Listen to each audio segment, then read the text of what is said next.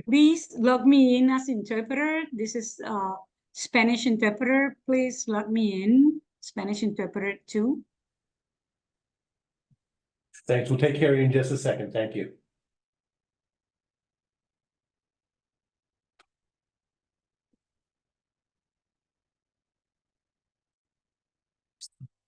Good evening.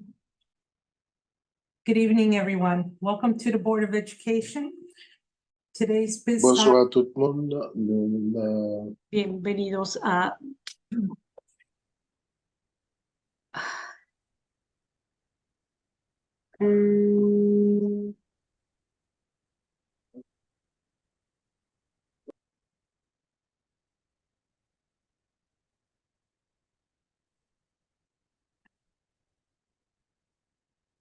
Since the interpreters are still in the menu. Yes, just give us 1 second. Sorry, we're turning on the interpretation mode right now.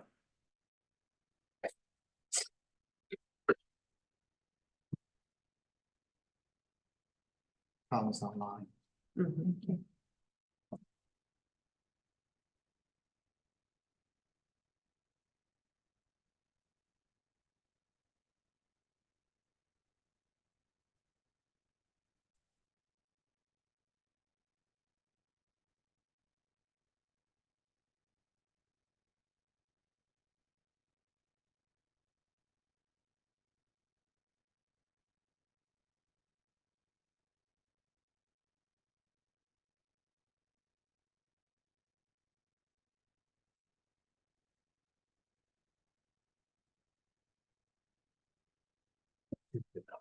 Sorry about that.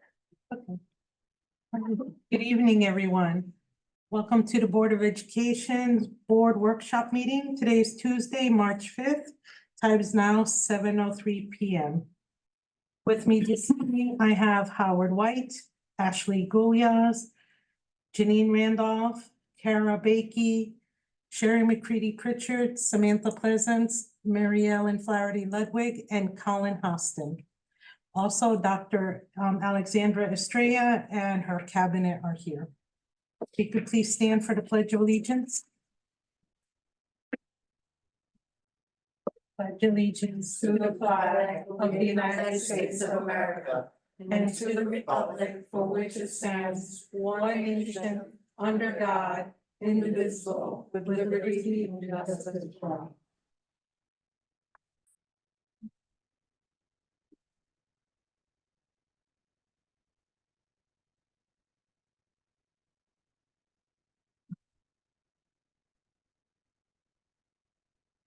Okay, so we're going to start our workshop this evening on midpoint strategic plan review findings.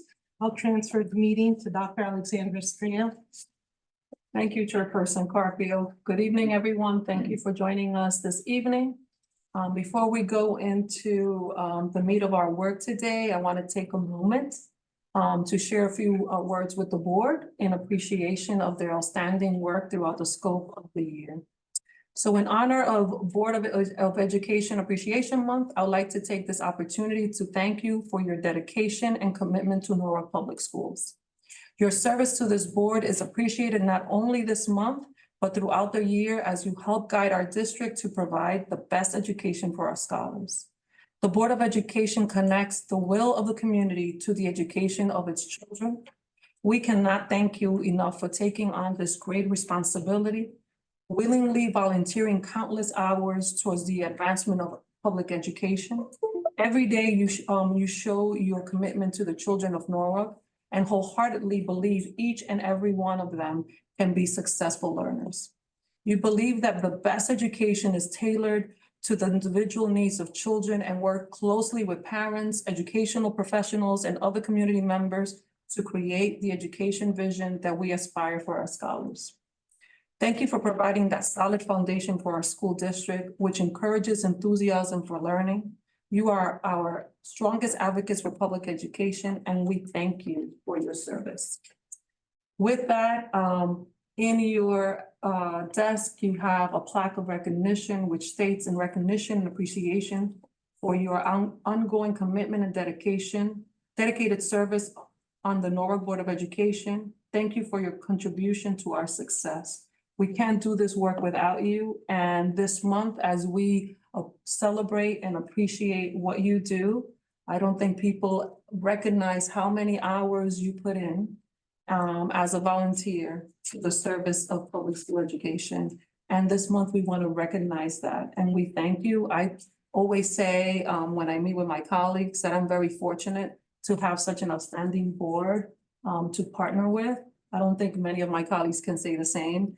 And I'm always honored to celebrate you because you are an incredible team. Thank you for your work. And we have a little token appreciation for you. And I want to give you a big round of applause.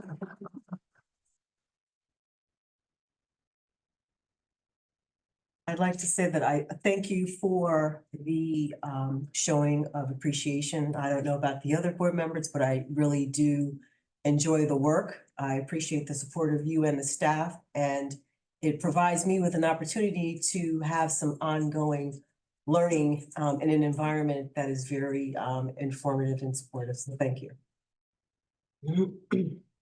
Anyone else? Thank you. Yep, perfectly done.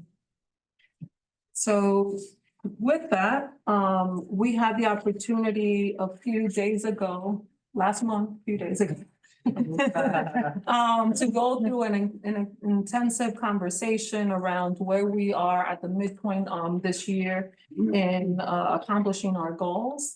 And I hope that the board had a productive dialogue with members of the cabinet as we presented to you different aspects of what's happening throughout the district and what has been accomplished thus far, what needs to be accomplished as we continue to move forward. And just kind of starting to think about what is the work that we need to take into account as we transition to 24-25 academic school year. And believe it or not, as we engage with our principals and think about our work forward, we are already planning for the upcoming academic school year and thinking about what are some of the things that we need to prioritize based on what we learned this year and we continue to learn for the betterment of the school district as a whole. So I appreciated the feedback provided to me that I then in turn shared with cabinet to really inform the work forward. We also have today the immense opportunity to look at our strategic plan at the midpoint and take stock of what has been accomplished thus far and what is the work ahead that we need to continue to work on. So we've invited Dr. Richard Lemons to join us in this conversation, and it's quite an opportunity because I met Dr. Lemons when I started in the district because he had worked with Dr. Adamowski in doing a review and analysis of the prior strategic plan prior to my arrival, and worked with a cohort of people to determine what had been accomplished and what was the work that needed to continue to happen. And those findings informed this strategic plan in combination with a number of other studies that were conducted. We had the equity study that was conducted by Dr. Fergus. We had a facilities review. We also had an HR audit and review. We also had a special education review, and those different elements that were studied helped inform the strategic plan. So there's no better person, I think, to be with us than Dr. Lemons because he's been with us prior to my arrival here and while I have been here throughout the trajectory. He brings a special lens into the conversation because he was able to see the work in different facets. So with that, I'm going to turn it over to Dr. Lemons.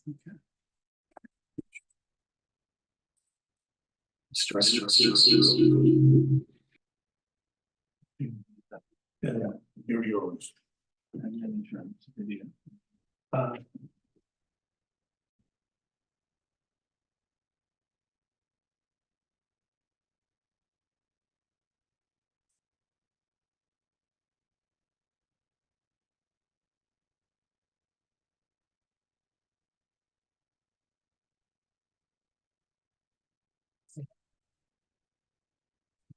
Good evening.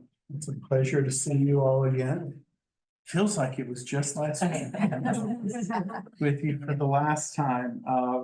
I have been looking forward to this evening because it is I wouldn't say it's the culmination, but maybe it's the penultimate conversation of what has been a multi-month dialogue that members of the district and other folks who we've reached out to have been a part of. The superintendent approached me, I guess it was last spring, said, I have this wacky idea.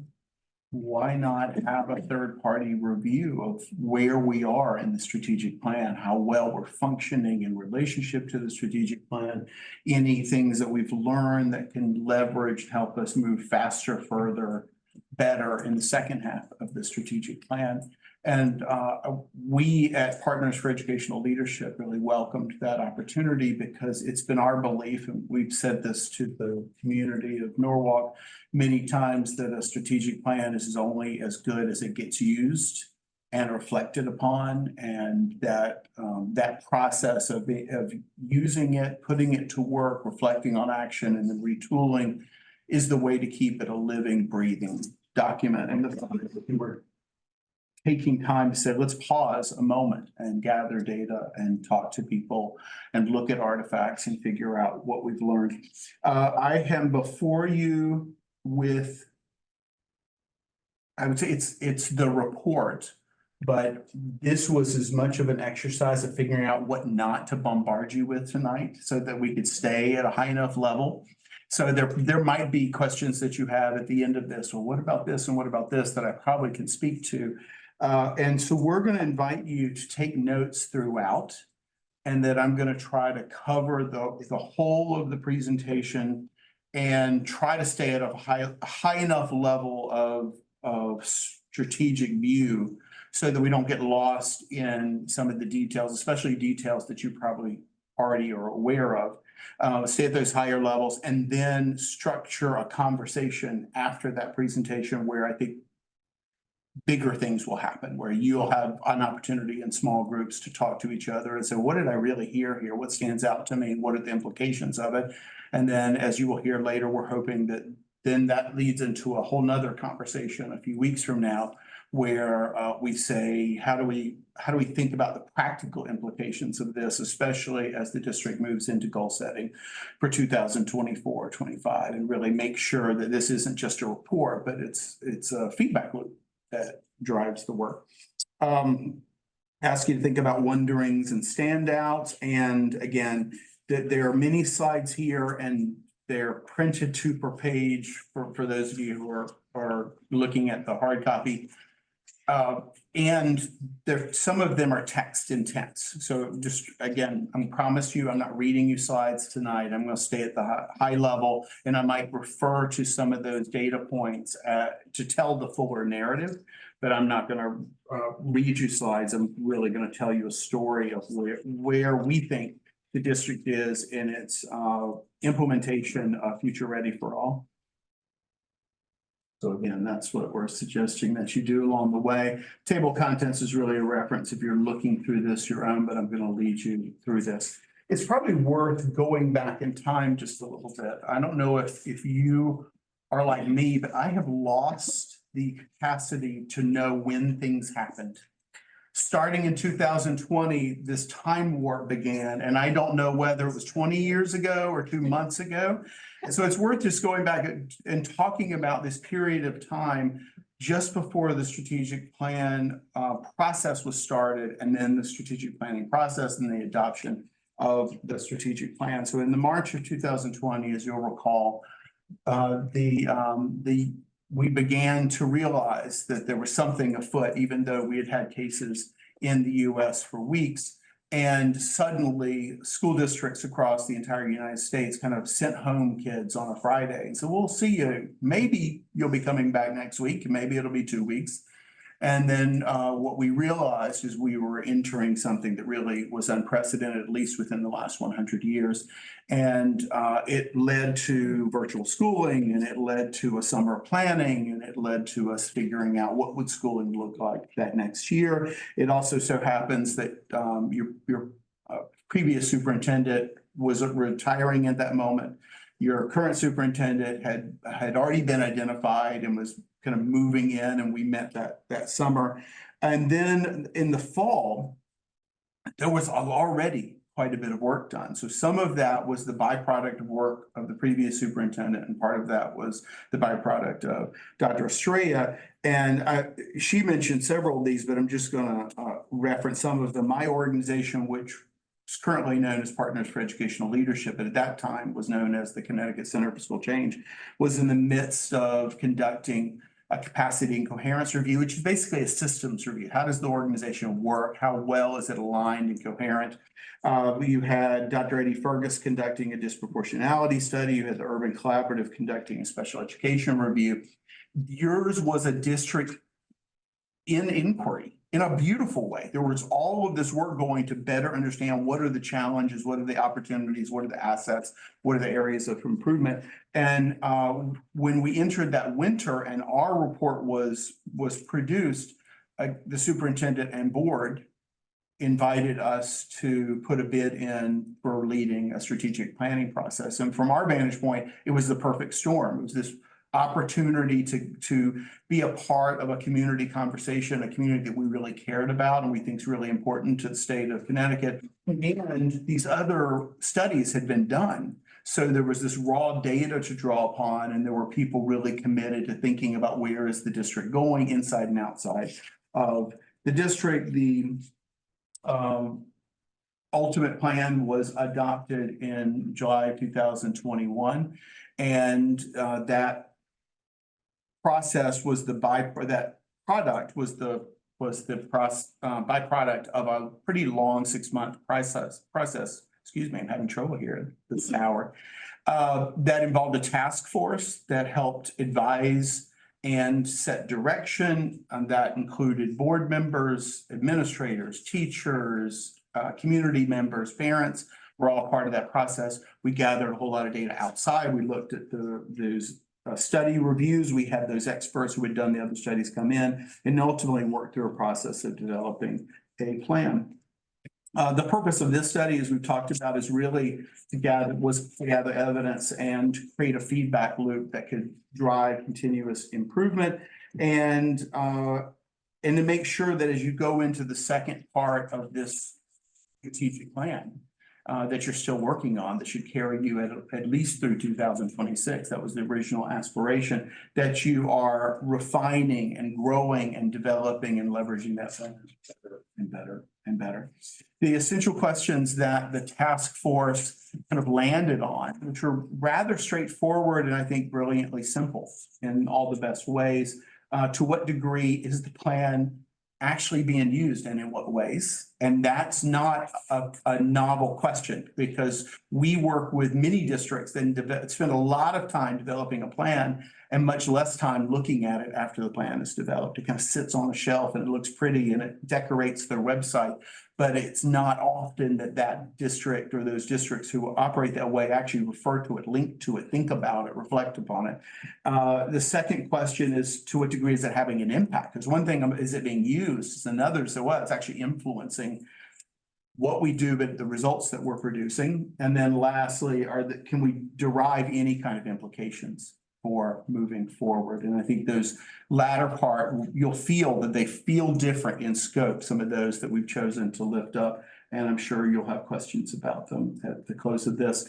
Just so you know, we tried to gather evidence from a variety of sources. We talked to many different people in different roles, from central office leaders to teachers, to students, to community members, and we had a task force along the way. We interviews, focus groups, observations were all a part of the data gathering process, including reviewing of various artifacts that the districts over the last 3 years.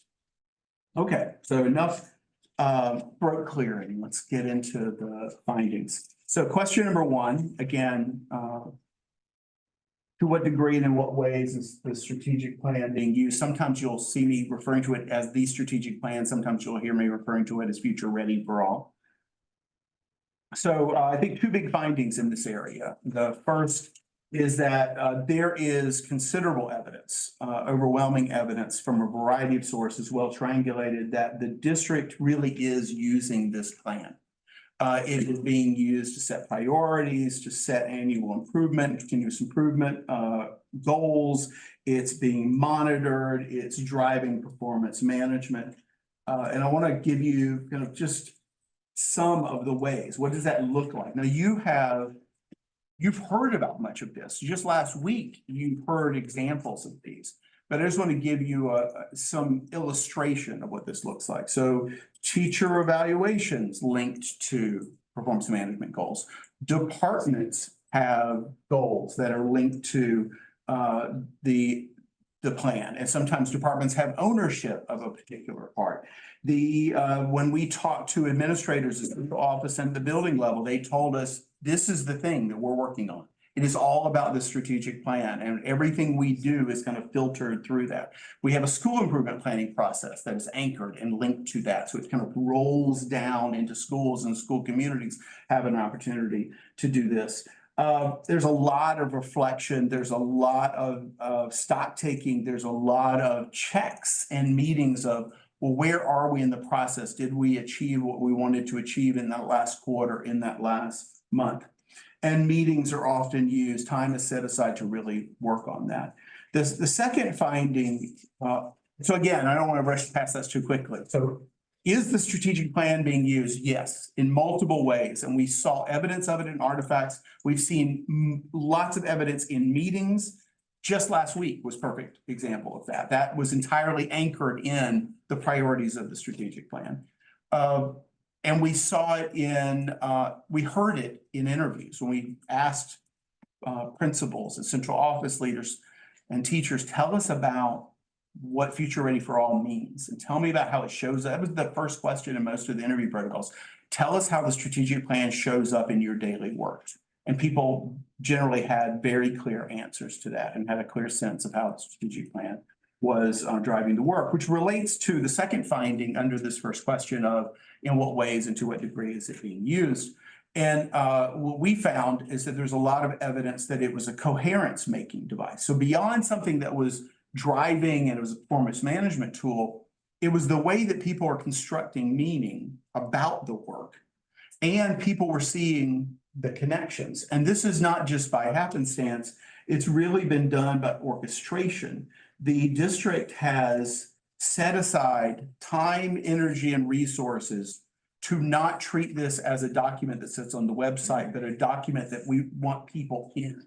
I've been in multiple meetings over the last 2.5 years, and I've observed some even in the last 4 months, where the conversation on the table is, what is in this plan? Where are you? Where is your department? What do you need in order to deliver on those parts of the plan? And what are you going to do now? What are you going to do by Tuesday? What are you going to do over the next 2 or 3 months in order to execute against this plan? And some of those started kind of broadly. So just look at it. What questions do you have? What words don't you understand? And I think that deliberate approach to help people see themselves in the plan, deconstruct the plan, make sense of the plan, have had a big impact. It shows up in how the district communicates about the work. We saw that a good example of that is the Real Impact Report and the engagement in the philanthropic community. You see the strategic plan there. When administrators and teachers show up to professional learning experiences, it's clearly connected. Here's what we're working on here. This is where this fits in the strategic plan. Evaluations are tied to this. But I think it's difficult to be in the district in an active way for any considerable amount of time and not know about it, with a little caveat that if you're an administrator, and we'll talk about this a little bit later, if you're an administrator in the district, it's more overt for you. And if you're at central office, you're kind of living it out. And if you're a building level principal, you're kind of living it out. If you are a school level staff, the plan that you're paying attention to is much more that derivation of the district plan. It's that school specific plan, which makes a whole lot of sense. So you ask teachers, what's the plan that's driving you? They're not really talking about Future Ready for All. They're talking about the school improvement plan that they were a part of building which require them to link it to the district plan. But they're talking first and foremost about the plan that's driving their weekly, monthly work, which is clearly related. Question two, and this is the biggest part of the report, kind of big implication questions for moving forward, is to what degree is it having an impact? You know, we're going to talk about the way that it's influencing the development of the organization. You're going to see the majority of the findings around that. I'm going to talk a little bit about outcome data also, and it's not outcome data you don't already know about. But the majority of this, especially given that we're talking about the first 2.5 years of this, is a lot about the systems and the structures and the processes and the investments that have been made over this first 2.5 years in setting a direction for the district. So finding two, or finding, it's really singular finding, but you're going to find they're all organized by the strategic priorities of the plan itself. There's considerable evidence that Norwalk Public Schools is really, that the plan is having an impact, and that Norwalk Public Schools has made considerable strides in each of the 5 strategic priority areas. Doesn't mean they're there. I mean, if they were, you would just eliminate the rest of the plan and, you know, declare victory and go home. There's clearly a lot of work left to do. But this is a district that has been working hard on this strategic plan. And even over the course of the last 2.5 years, the plan has morphed and become more refined and even changed based upon these efforts. And we'll talk about this. So what I have is this organized a bit by topic. So 2A, future readiness. First strategic priority in the strategic plan is around making sure that all students are really ready for that day after graduation, regardless of what their trajectory and what their pathway is going to be, and that they're really ready to seize the world, kind of become leaders. And what's clear in talking to people, reviewing artifacts, looking at evidence, observing practices in schools, is that you've created opportunities for students to discover what they're interested in, to look at pathways, to do some planning for what's happening. And there's so many examples that follow. Everything from the creation of a post-secondary study that's now a survey that's now being administered at the junior level, where now you have data where students are saying, well, this percentage of students want to go to college and this percentage of students are interested in going in the military. You have that, you didn't have that data before, and that's all a byproduct of thinking about how do we make sure all students are there. You've got counselors coaching students relative to their individualized plans of where they're going to go. You have expanded middle school programming where there's a deliberate effort to make sure that middle school students are being exposed to options and choices and pathways at an early time, whether it's light touch kind of learning for them about here are some career opportunities. So that's going on at earlier levels. There's this recognition that the world is changing technologically around us, and the district has invested heavily in bringing in supports in the form of digital coaches and library media specialists whose job is to really help educators and students corral and exploit these amazing resources that are available, whether they're internet databases or the emergence of AI.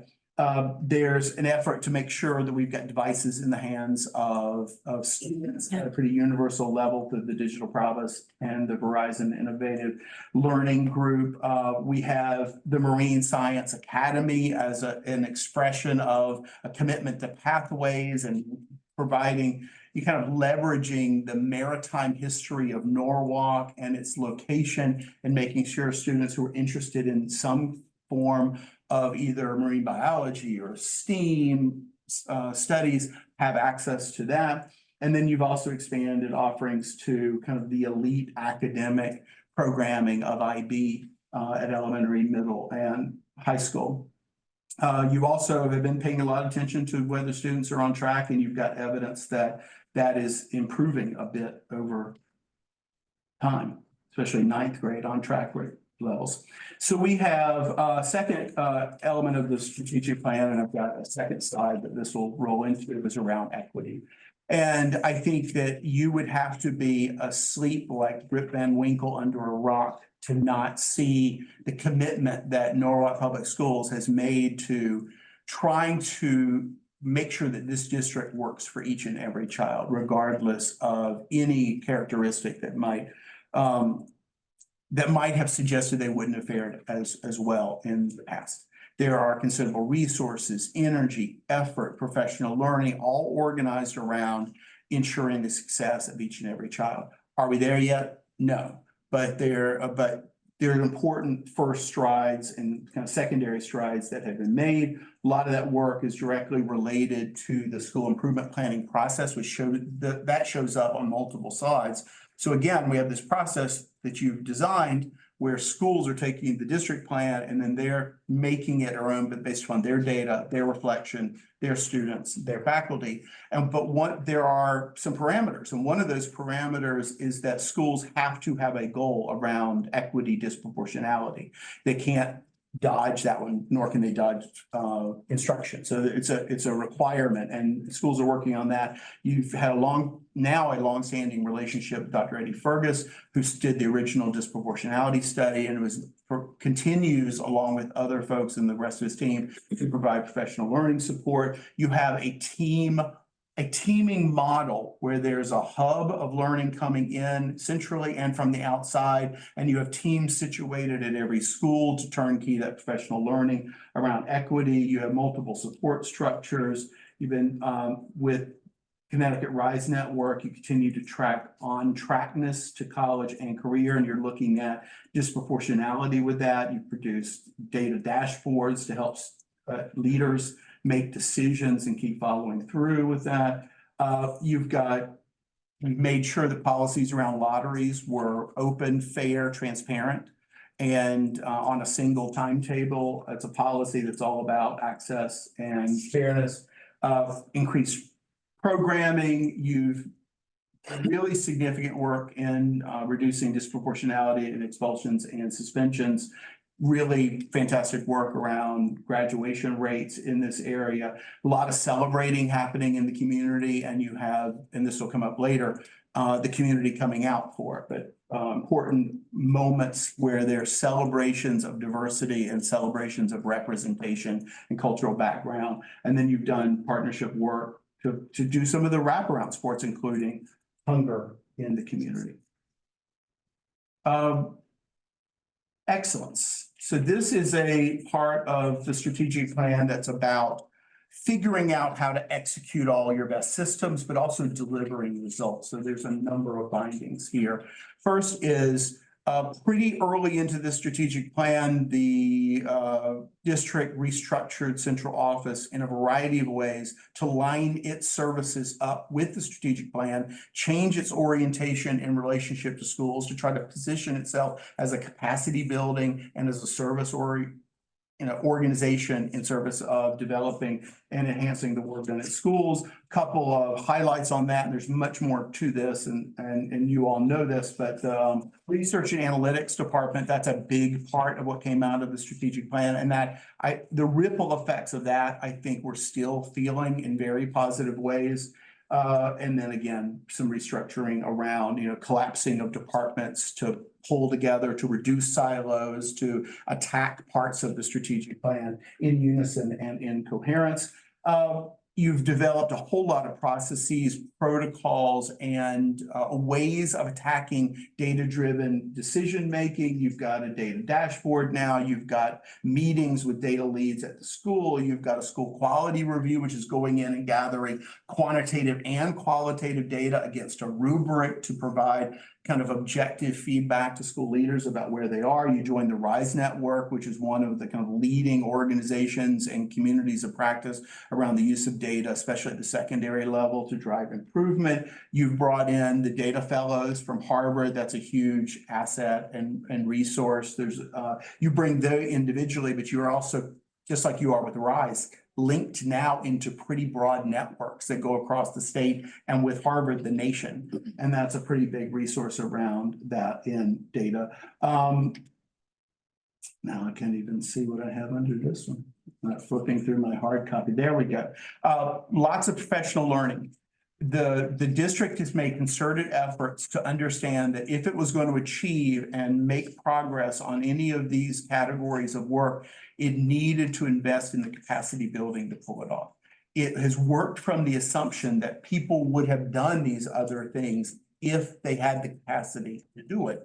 And so there have been, for the first time, I think it was in a decade, the broader central office was brought together for series of professional learning. And they were, I don't think I've been together with other people from other departments. And so that was institutionalized and has become regular. And that kind of commitment to professional learning has lined up and down and in and out of the organization.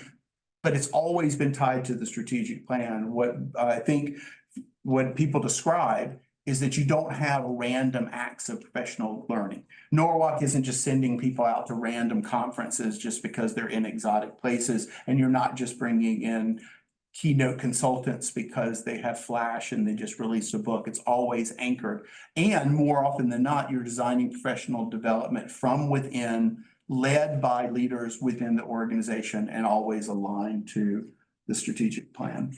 Engagement, you've made a lot of progress, and I think that the symbol of that is the room that you're in and this building that you're a part of.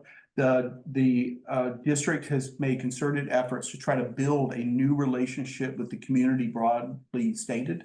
And that involves nonprofit organizations in the space, wraparound services in the space, parents, community leaders. The Family Center has been a huge success, operating for 18 or so months. The data on use are pretty remarkable. And as you saw last week, the data use for this year in a half a year, already surpassing the previous full year, is pretty remarkable. And you heard other anecdotal information from that. We have evidence of increased numbers at community events that would have been done in the past and would have had really deflated and low turnout and participation numbers have begun to jump in really powerful, positive ways. You seem to have a really strong philanthropic community that is willing to come together on behalf of Norwalk and work somewhat in collaboration with each other. Most recently, there was a forum about 5 weeks ago where really key leaders came together to hear about what Norwalk is working in. It was all anchored in the strategic plan, and they know that they have an important role to play in helping Norwalk achieve the strategic plan, or at least that's how they were talking about it. And you have numerous community activities and partnerships with districts where great work is being done. And you've realigned strategic communications in the district that are telling the story of the work, especially in terms of key themes that are important in the strategic plan, especially along the lines of excellence, equity, and inclusion. And the fifth, but clearly not final, part of the strategic plan is around high quality instruction and support to educators who are trying to deliver it. How do you really organize a district around its core practice of teaching and learning and make sure that each and every child thrives in that work? An incredible array of interrelated and coherent professional learning opportunities up and down inside the organization, all around instruction and instructional leadership, standards-based instruction, literacy and math coaching around Tier 1. You've got new structures for supporting Tiers 2 and 3 interventions. You've got new versions of cycles of improvement that you heard about last week, which is really partnering central office and schools to do inquiry and take action and then study the results of those actions in district. You have experiments being run in teacher-led professional development, which is generating really positive reviews. You have similar investments around leaders, like those are the ones that are really driving future work, but you have a lot of supports that are organized around leaders, broadly stated to the instructional leaders, administrator, communities practice, central office retreats, monthly professional learning meetings that have been retooled to make them interactive and create space for planning. You've got common planning time regularly for departments to make meaning of where they are in the strategic plan, what they accomplished in the previous time period, and what they're going to be doing in the next period of time. And they've also launched recognizing that pipeline leaders will be increasingly become an issue for all district, the Norwalk Public Schools has launched its own kind of pipeline initiative with the leadership development cohort. It seems to be going rather well.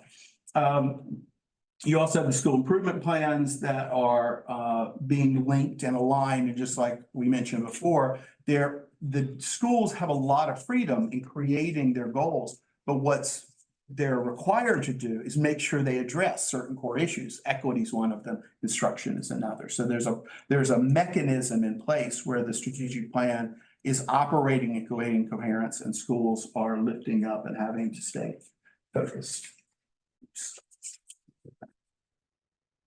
Okay, so I said earlier that the majority of this part of the presentation would really be processes, structures, routines being set up, investments being placed.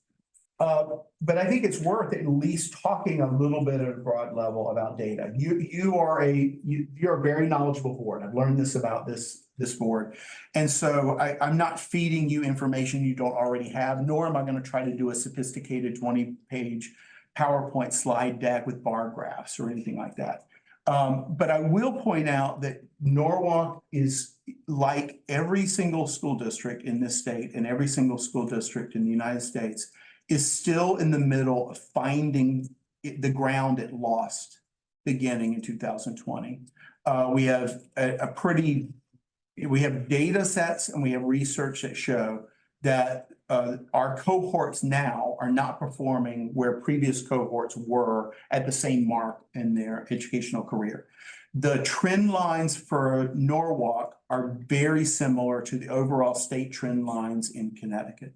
You see this real big drop. You see a moment in time where we don't have good data because those assessments were not administered. And then all of a sudden performance is low. And we've seen in the last couple of years an incline, and Norwalk's matches and is slightly above the state trend line going up. So I'm not saying that's good enough, but it's benchmarked against other districts and the state. It's also worth recognizing that when you can start comparing oranges to oranges and apples to apples, Norwalk is doing, relatively well against its city counterparts. There's other communities that have over 70,000 citizens, those city districts, that Norwalk is kind of at the top of those lists in current performance on the Next Generation Accountability Index. And in 22-23 was one of only a couple of districts that showed growth in literacy and math in that last year. So again, a lot of work that's left to do. Too many students not performing at the highest levels, still disproportionality in outcomes, and what you're experiencing right now is at least a major part because of COVID-19. But there are some really important bright spots, and I think it's worth lifting these up. Some of these are outcome measures or they're proxies for outcome measures. One, you've got something happening with the on-track rates at 9th grade, some of those investments being made by the RISE networks and the secondary schools, and the pathways are starting to have a payoff, and 5 percentage points is a pretty big jump when you're talking about on-track. You've got really significant reductions in out-of-school suspensions. This is really important because we know that disproportionately the students are showing up in the referral system and in the kind of punishment system of schools. So we're reducing those in a rather significant way just within a year. And I think it's a story of precise, intentional use of data, making something a real priority and having a monitoring system. We're having some interesting progress in math that's showing up in a few ways. We're having a lot of success in schools who are hitting their math benchmark for growth as a school. And then in the NWEA kind of formative data that you're using to drive instruction in a more timely way, we're seeing that the fall to winter numbers look what we'd expect, mostly with literacy a little bit higher than what we'd expect, but the math is looking considerably higher than what we'd expect. And again, this came up last week. So there's some there's something special happening there, and it's might not be perfect, but it's something that ought to be studied. It's a bright spot, and it's something to really leverage. And then you've had a real success, and this has been in your newspapers and others around the graduation rates, and not just general graduation rates for some of your most vulnerable populations. And so that's worth celebrating. Okay, question 3, what do we learn? So if this is a study of the first half of the strategic plan, how might we think about the next few years? So first is, I think the story of the last 2.5 years is a story of system creation. If we go back in time to the winter when we were doing and coming before the board on that capacity and coherence review, one of the main findings, kind of page 1, was people say that Norwalk is a district without systems. And what we meant by that is underdeveloped systems that put a big burden on people to solve problem by problem by problem, to constantly be putting out fires, instead of there being coherent ways of doing work and doing the work efficiently and effectively in a variety of areas. And I'm not saying that in a bad way. It was just there's certain systems that had not been tended to. There were some systems that had been tended to, but over the last 2.5 years, there's been a lot of attention to getting these right. Professional learning systems, talent management systems, student support systems, instructional improvement systems. Just how do we figure out how to make these things better? How do we document what the system's supposed to be? How do we build capacity for people to use the system and put them in? And what we have found is that these systems keep evolving.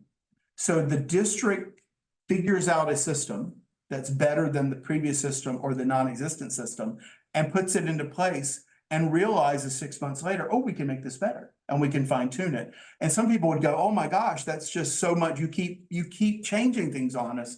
But the other frame to that is, oh my gosh, they keep learning on how to make things better. And I think that what we saw and what we heard about is a district that's really committed to, and how do we make it better? And how do we make it better? And how do we make it better? Which might be a little exhausting, but still is showing a pretty big commitment to change and improvement over time. The second finding in this is that, and this relates, is that when you create systems like this, it's time consuming and it's exhausted. And it's not surprising that there are people in the system going, wow, we're trying to accomplish a lot and we're trying to do it really fast. And I think that it comes from your collective leadership, especially central office and also at the building, having urgency around better meeting the needs of students. But it does put pressure on people to deliver and deliver well and effectively. And I would also say that they're also seeing, we don't have a lot of hard data for this, but our impression coming out of interviews and observations seems to be that some of the articulation of, oh, they're moving fast, they're moving too fast, too much is on us. Some of that seems to also be related to, oh, and you're also holding us accountable for these things now. You're actually paying attention to whether we do them. You're not just telling us to do them and then disappearing for a year. So I think that people realize, oh, we're making plans, but we're also our feet are being held to the fire as we all try to do this work and do it better. Over time, the use of data and evidence to drive the work seems to be getting more refined, more nuanced, and more sophisticated in Norwalk. That 2.5 years ago, when there was initial goal setting, it was very broad. Like, well, let's figure out a metric for this. Let's figure out a metric for this. And this constant continuous improvement and refining is that and you heard some of this last week, there are data points being paid attention to because the system has realized we need to pay attention to these data points to know how to improve it next. So there are additional data points that are being found. There are additional sources of evidence that are being sought out, and there are different ways of using the data, from data dashboards that have been created to we're using our kind of data liaisons at the building level to drive this work. And there's a lot of time spent on helping people understand the work and monitor the work through evidence. Alignment and coherence are really important. I think part of the story of the last 2.5 years is a district that has tried to move from being a system of semi-independent schools to actually becoming a school system. And I don't say that disparagingly. There are districts in the United States that have decided that the way to manage and govern the school district is to create a lot of independence, maybe even create competitiveness, and to drive resources at school and let schools figure it out on their own. And if they fail, we created some kind of system to manage that, or we even shut them down. And if they thrive, then we lift up their success stories and we turn them even more loose. But that's not the dominant approach to governance and management of schools. And one of the downsides of that is how do you leverage efficiencies and economies of scale to build capacity when you actually have to help people and build capacity in the work. So the efforts to align and create coherence in Norwalk are kind of tangible and overt, and they're also part of why the work has been kind of challenging and time consuming over the last few years. So moving forward, and again, in a few weeks, we're going to be having a conversation. I'm going to have the luxury of coming back and being a part of that conversation of how do you think about goals, not just for 24, 25, but how do you think about the next frontier of work for Norwalk Public Schools as a collection of governing leaders?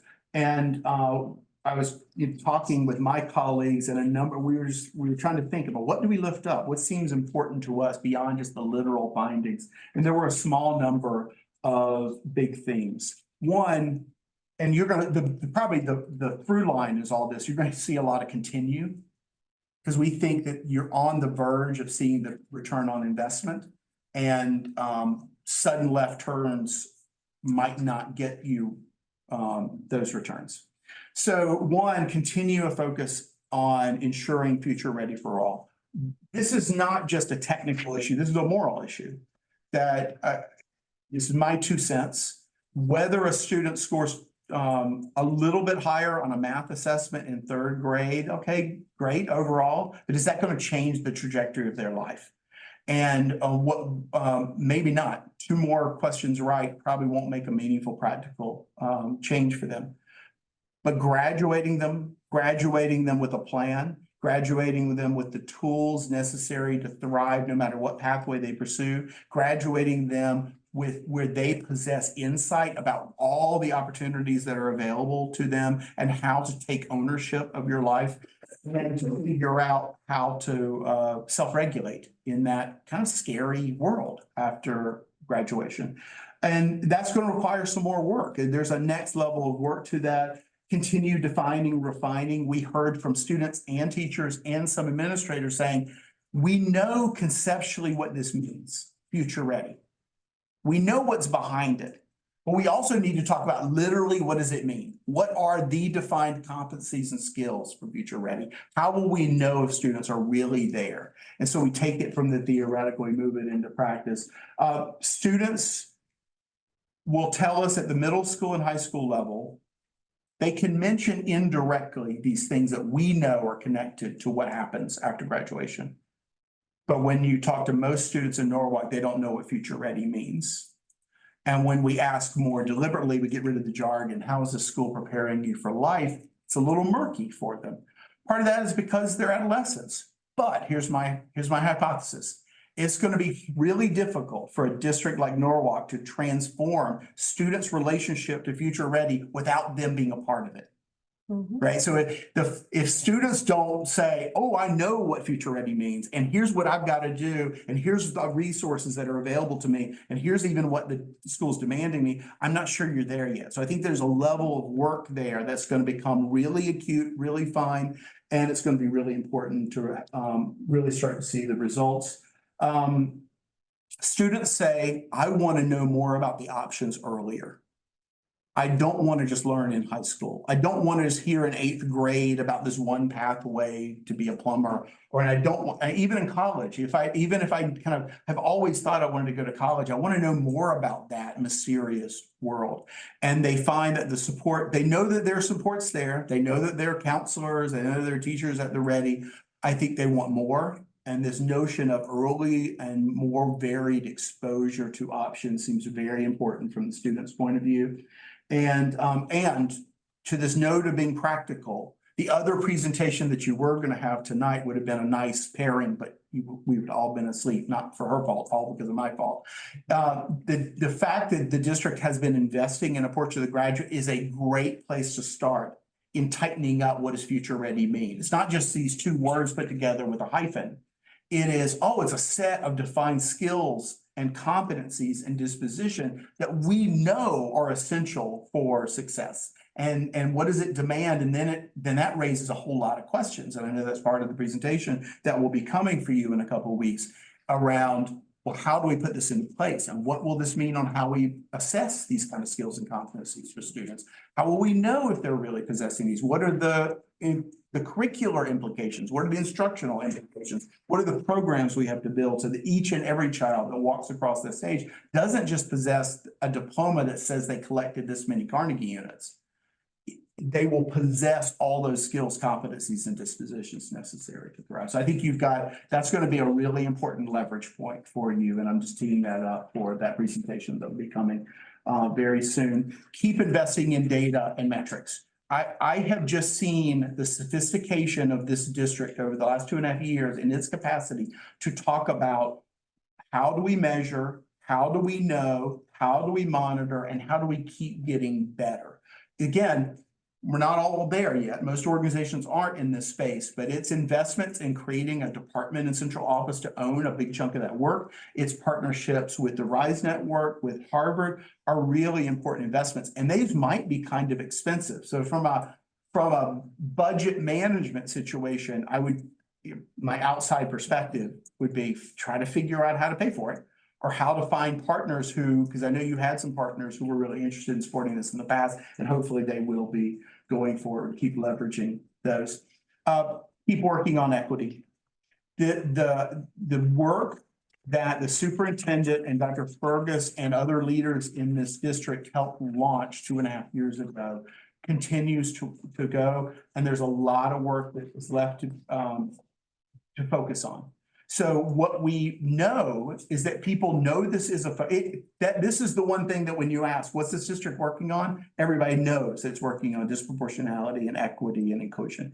It's not, people aren't blind to it. And they're trying to figure out what that means. The adults will say, this is really hard inner work.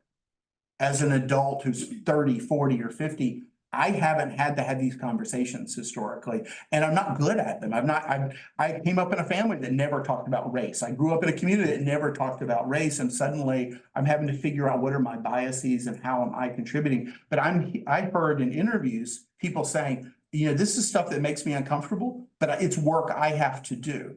I also heard from educators saying there's a lot of work left to do, and there are a whole lot of educators who maybe are starting to turn the corner on mindset and beliefs and expectations, especially expectations for kids of color, kids of poverty, second language learners, students who are receiving special education services, students who are eligible for free and reduced lunch. Like how to release expectations, elevate expectations, then match services, as opposed to, well, those kids have always not performed as well as other students, so why would we expect any different? And figuring out how to turn the corner on the mindset part of that, a lot of educators were very conversant on what a challenge that is and how that takes time.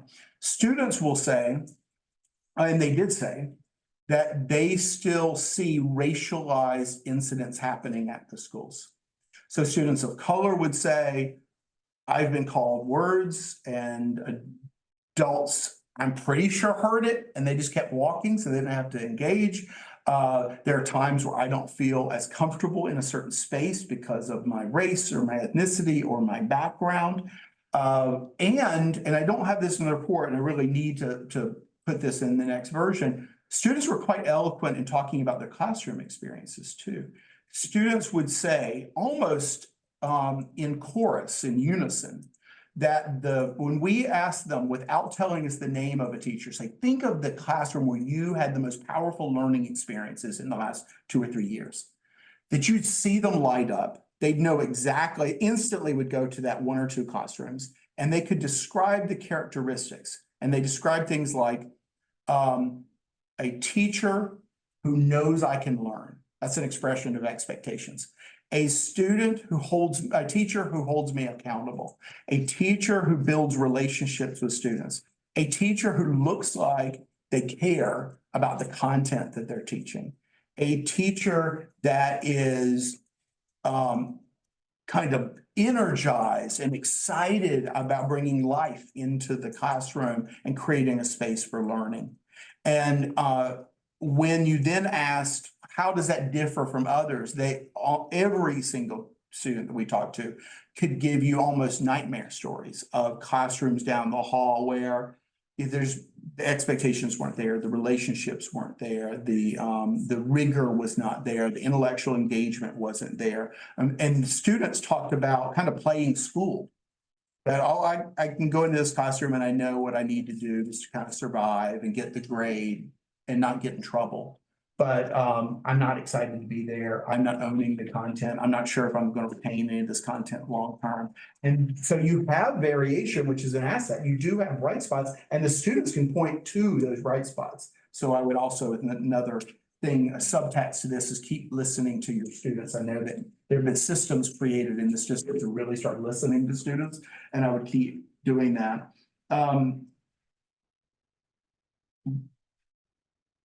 Teaching and learning is it. Maybe that's just the Kool-Aid I have been drinking for 25 years. The evidence is rather stark. The number one schoolhouse variable that we control is the quality of teaching day in, day out. Day in, day out. The second variable is the quality of the administrator in the building. And then you have all these very related ones like culture and climate and academic press. But we know that if we don't put really skilled teachers teaching in ways that are directly linked with how we know students learn well, and in ways that really reach students who haven't historically done as well in this district, then you're going to see results maybe go up a little bit over time, but it won't be dramatic. It won't be transformational. So keep working on that definition of high quality teaching and learning, keep refining the instructional model, really work on to get to a place where everyone in the system knows what academic rigor really looks like, knows what intellectual engagement really looks like, where we walk into classrooms and we go, oh, that's the kind of academic task that just creates miracles and engage joyful learning in the classroom. And I know that this is a district that's been working on that. I mean, the last 2.5 years has been a lot of effort to break down the silos around individual classroom walls in lots of ways, from learning walks from central office and at the school level to the school quality review to professional learning opportunities that have been happening. But I think there's just more work to do, pretty much work to do in every district in this state. Keep, like you have, one of your brightest spots is around community relationship, engagement, and partnership right now. Keep lifting that up. Double down on, for me, double down on this family center, double down on your community partners. Keep being a district that leads with people and in relationship people.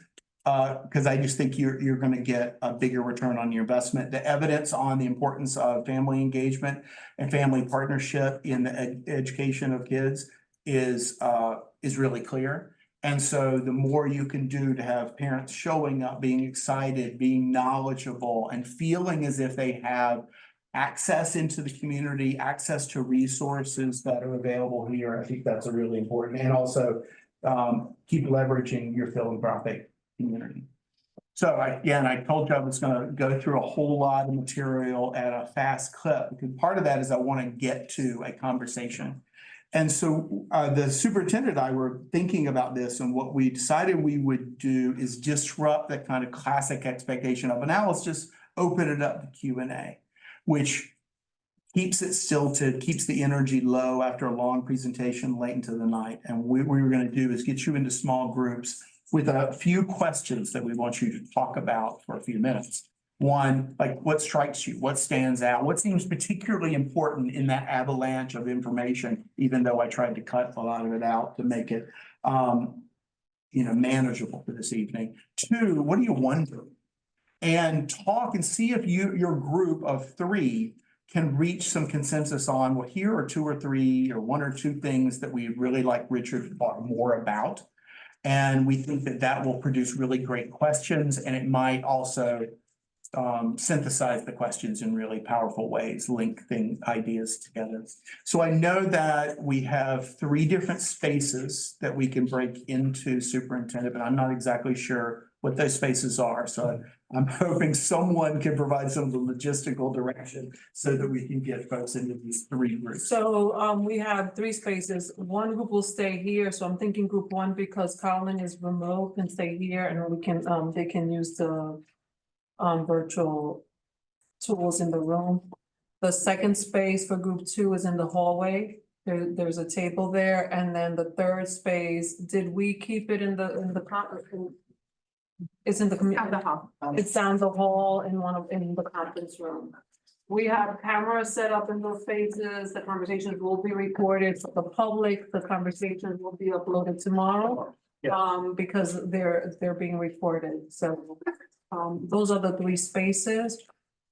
There's chart paper in the spaces so that as you are writing down what stands out for you, what you're wondering, and then the key questions that you have that you want Richard to further engage when we come back as a whole group after you've had your group discussions. We've been also charted. There's 2 members of the cabinet that will be joining each group, and they can do the charting for you so that you can focus more on your conversations with your colleagues. Okay. So 15 minutes? 15 minutes. 15 minutes. We'll do 15 and we'll do a check, and if they need more, we'll add 5. So, Can you set the timer? Someone. and this room will still, this one room will actually still be live streamed because it'll be going on, but we'll also upload. Yeah, copy of it. yeah. So just so. I'll let you, since it's not on Google Slides. I can't just. Colin, can you hear me? Or are they using it? Colin, Colin? I'm wondering if, even though he's there, we could call him and put him on speaker, because I think it'll be easier. Could take turns. Thank you so much. So the first question. Take your time. Yeah, take your time. Look through it. It's really about surfacing what stands out, right? Is it 15 minutes? So what stands out? What are you wondering? And then identifying 1 or 2 questions. I think for me, what stands out is I started the year before the pandemic. So to see how grades and everything came down so far, like came crashing because of the pandemic. And then to see the history from Dr. Adamowski, because I was with Dr. Adamowski, to now, and the work that's been put in to try to get us back up. Like, so for me, it's starting from the bottom, like starting from nothing, because the pandemic threw us into something that we didn't know how to handle, or how it would affect the children, how it would affect staff. So the unknown, for me, what stands out is the unknown. And some of that work that's happened since, right? Mm-hmm.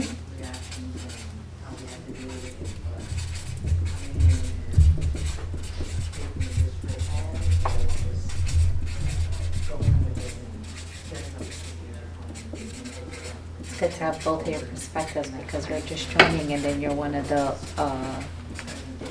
longest standing members, so it's good to see both Yeah, perspectives. because Yeah, absolutely. His would be different than Of mine. course, yeah.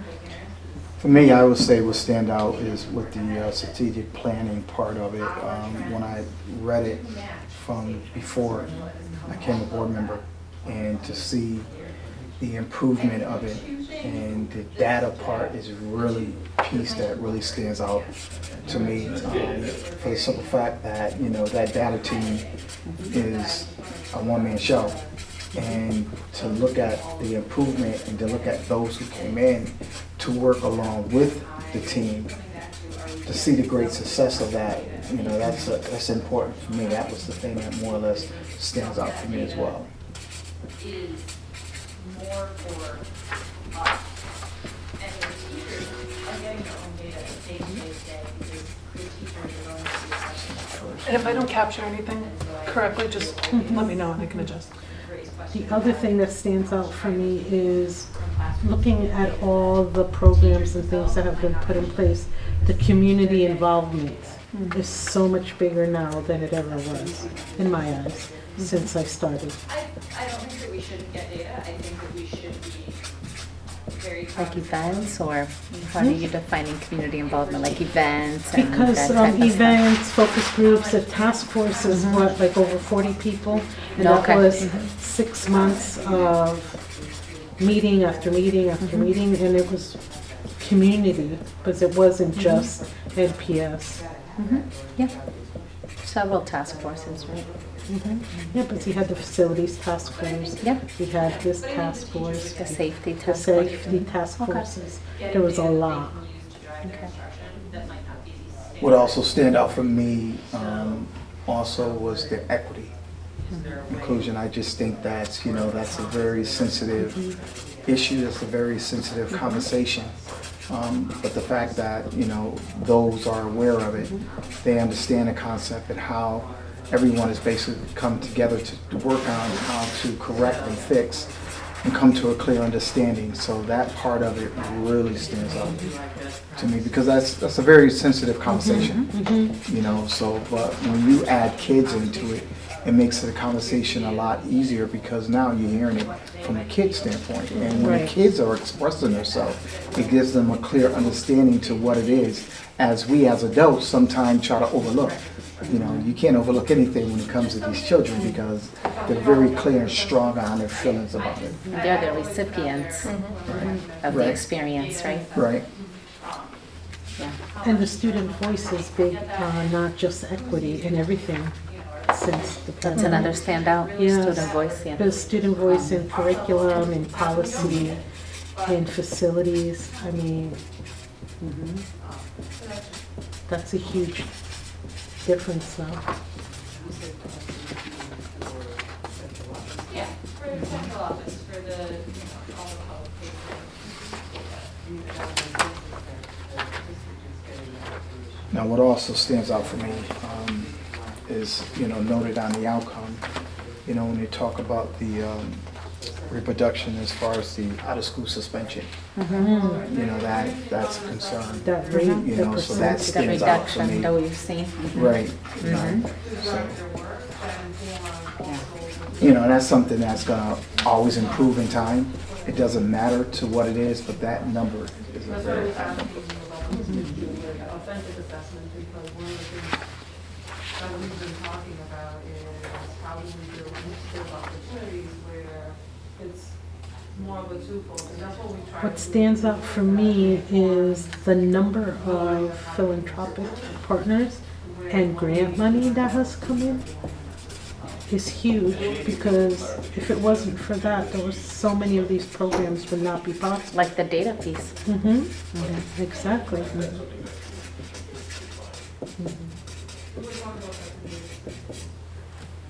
What also stand out for me, like when you talked about, like in 3B, when they talked about the developing new system while managing the district, and at the end when it talks about, you know, some also reported that in all public schools is attempting to improve a lot and fast. Now, think about that. I think when it talks about a lot and fast, I just think that's because that's, I put, because that shows that's good leadership. And that's important, you know, because, you know, when you talk about growth, sometimes, you know, growth can take who says growth have to be in a long period of time? Growth is, once you have strong leadership, and you have strong leadership playing a significant role, that improves. And once everyone see that, whether staffing or whatever, teachers see that, and even children, students see it, of course, you know, it's gonna grow fast. So I just, you know, what stands out to me, I clearly, you know, mentioned that and talked about good leadership.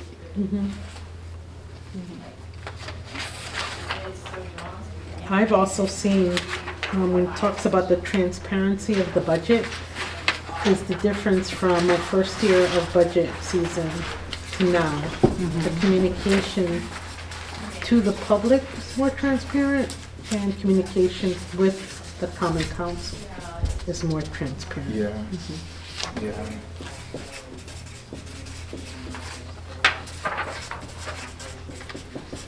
What also stand out for me in 4A, when you focus on the future readiness for all, I just, you know, I think the important part that I heard that I really appreciate and I like, because, you know, sometimes we forget about our students, you know, and our students' voice are very important. So, you know, the involvement of students in the Future Ready program, you know, voicing their suggestions and their issues and concerns, that's also stand out for me, and I see that as a major plus as well.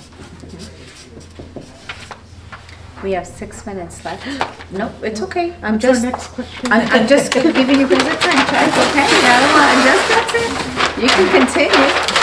You can continue. You're on a roll, I but was what's just the wanted next to- question? The next question are just some of your wonderings, and then at the end, I think the goal is to come up with 1 or 2 questions, because we want Richard to be able to walk away with some things that we want him to be thinking about or to answer while we're here.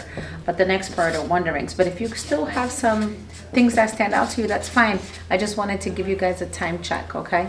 Well, a lot of my wonderings is over there too. Like, for example, my Awesome. wondering is for the out of school, the suspension rate. You know, that's a wonder. Continuing to drop or Right. continue, okay. Right.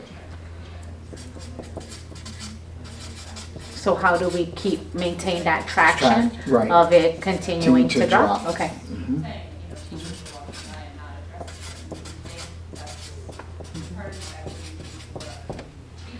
My wondering is, how do we keep it focused to students? You know, students are more important. We don't want them to get lost in the shuffle. Meaning, as far as you're Yeah. saying, as far as to keep the conversation open with them. And everything we are doing being student-centered? Yes. Okay. My wonder is also, how do we continue to improve our staff development process?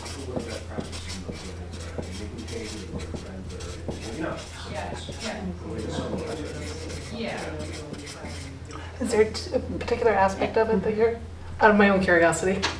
Yes. This is, yeah, every Within- time. You know. If it's about her yes. work, I ask. If it's about mine, I'm like, how do we? Within the What do you mean system, by that? you know, within the school system.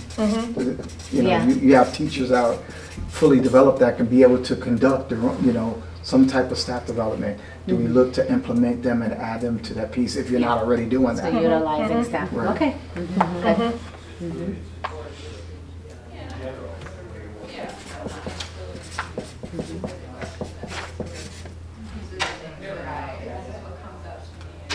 Are we missing, who are we missing as far as adding to our equity committee?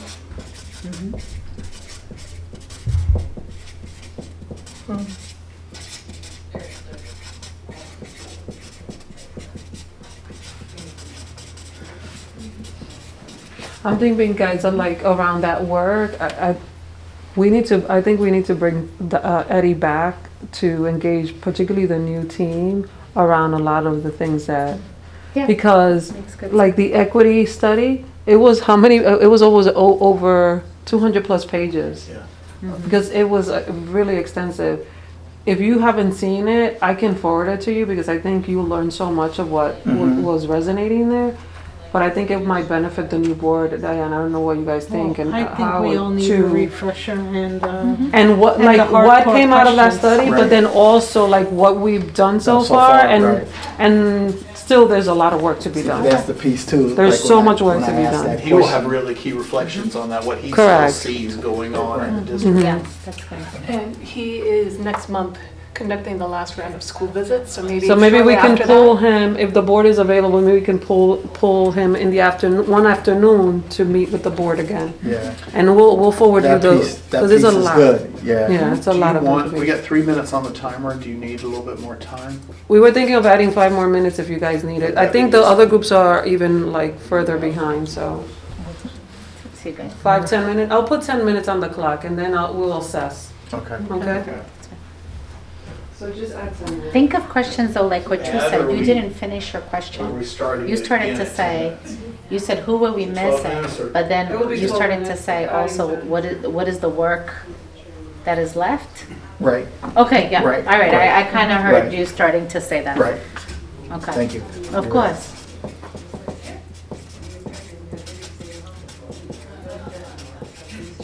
Kind of like a where are we now, but what is still, Mhm. what are some of our plans for Mhm, mhm. achieving greater equity?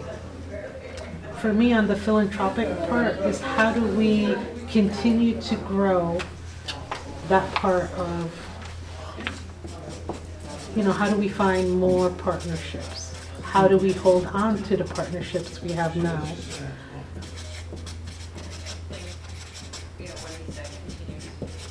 Elaborate more on that, Diana. Are we speaking from a, more like from a program standpoint? Yes. And also age, because, some of these partnerships are individuals and they get older You're right. and They then move You're on. right. who, Yeah. do their children continue It's that or different. does someone else continue that? Like, how do we, Right, and if we have to replace, how do we replace? replace it. Correct. So we don't lose programs. Yeah. Think about things that you might want to ask Richard for clarity on also, like if there are things that were unclear in some of these points. That's me. Oh my Yeah. gosh, it was. I want to say it was.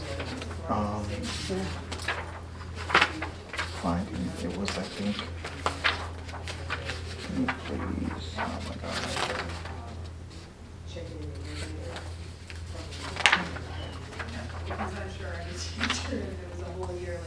I think he was talking.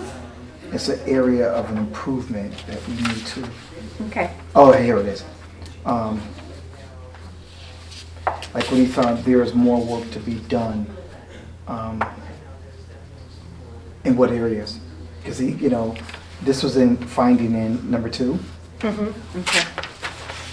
While there is more work to do, there is evidence. Can you be more specific? Yeah, while there is more work to do, there is evidence of it. Yeah, so what is the more work to do? Right. Okay. Mm-hmm.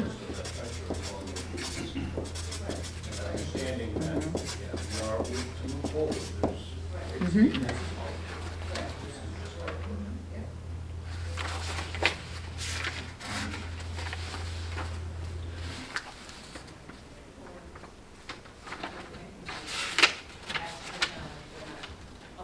This would be probably a question, not really part of that. As we are reviewing these, how does it work? Because when I came on, it was, creating the plan and the goals and everything. So how does that transition? Like, how do we either run these into the new ones, or how do we close some to run into the new ones? Okay. So the actual Feature-wise. plan, like how does that what is the next step with this? Like whether do you sunset some of these and create new ones? Yeah, but Okay. But I think, right, when we talk about the new ones, because I think this is a 5-year plan, correct?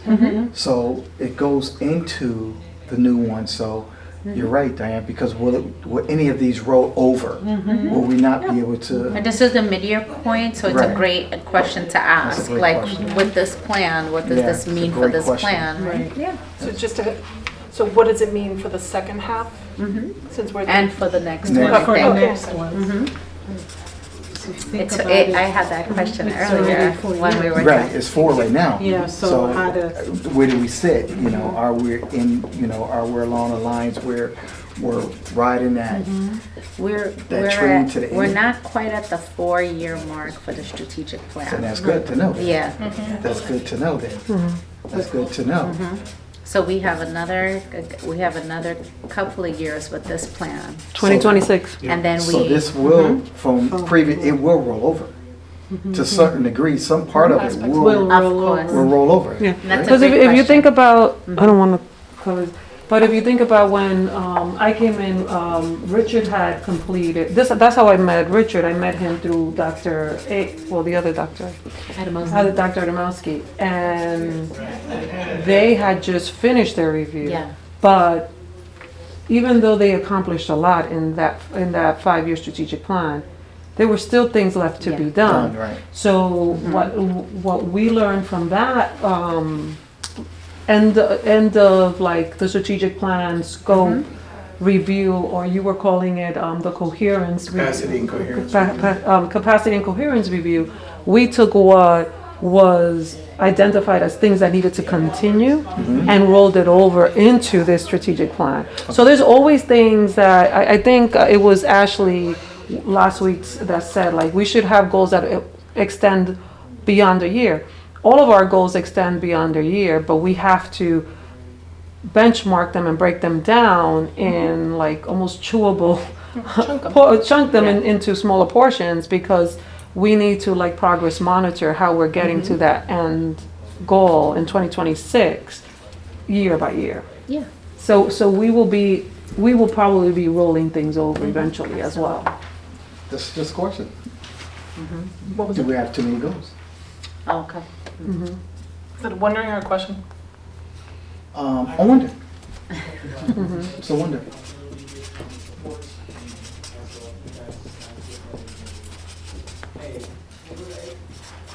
I always feel that when it comes to goal setting, if you focus on, if you have a low number of goals and you're focusing on that, that takes up a lot of the time to focus on that compared to focusing on, I'm just gonna say this, 7 to 8 goals. You know, but if we have 3 to 4, you know, that's a whole different ballgame, you know. Not in a very articulate manner, but what I always tell our school leaders is make the thing the thing. You know, like what it is that you want to focus on, because it's very easy. There's a lot of important things that we want to accomplish, right? Right. But like, how do you make the thing the thing? Right. Good question. how do you make the thing? That's a good one. Sounds like Dr. Seuss from. But it's actually a very complicated question. Correct. It sounds silly and light. Yeah. Yeah. Anything else? Just for about 5 minutes or so. I don't know, Alex, how the other groups are doing. They're still having them. I'm gonna go do a Okay. time check with them. How's it going, you guys? We're all done, Oh, they're all done, okay. Look at All right, that. Look at that. Overachievers. We had a lot to discuss. Yeah. Our minds were like.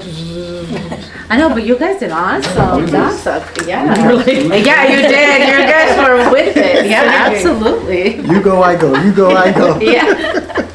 That's the way it should be, right? Yep. We're all on top of it. We all get to ask. You're recording now. Okay, yeah. Thanks. So what do you think about so far? What is your favorite? Any thoughts? What's the Well, it's a great presentation. I unfortunately missed last week, so I'm kind of behind the 8 ball a little bit. But, you know, I think everything looks like we're heading in the right direction. So I'm happy about that. Right. Oops, sorry. I like, Trying to make sure I got it. Hey, you're gonna be I will be the scribe. our scribe over. And before you start, if you want to take some time to go through the document before, because we can add more time if you guys need some time. Sorry. Hey, I have Just for a point of reference. I have the document with all the goals and strategic profiles I brought with me tonight. Oh, yeah, you know I have it too. Do you I want have it. to This is But it's actually just- almost Am I in kind camera? of separate from last Oh, I week. guess I don't need to. Like last week Yeah. was very specific to like all the goals for this year, and this is like much bigger Reflection. reflection on, Okay.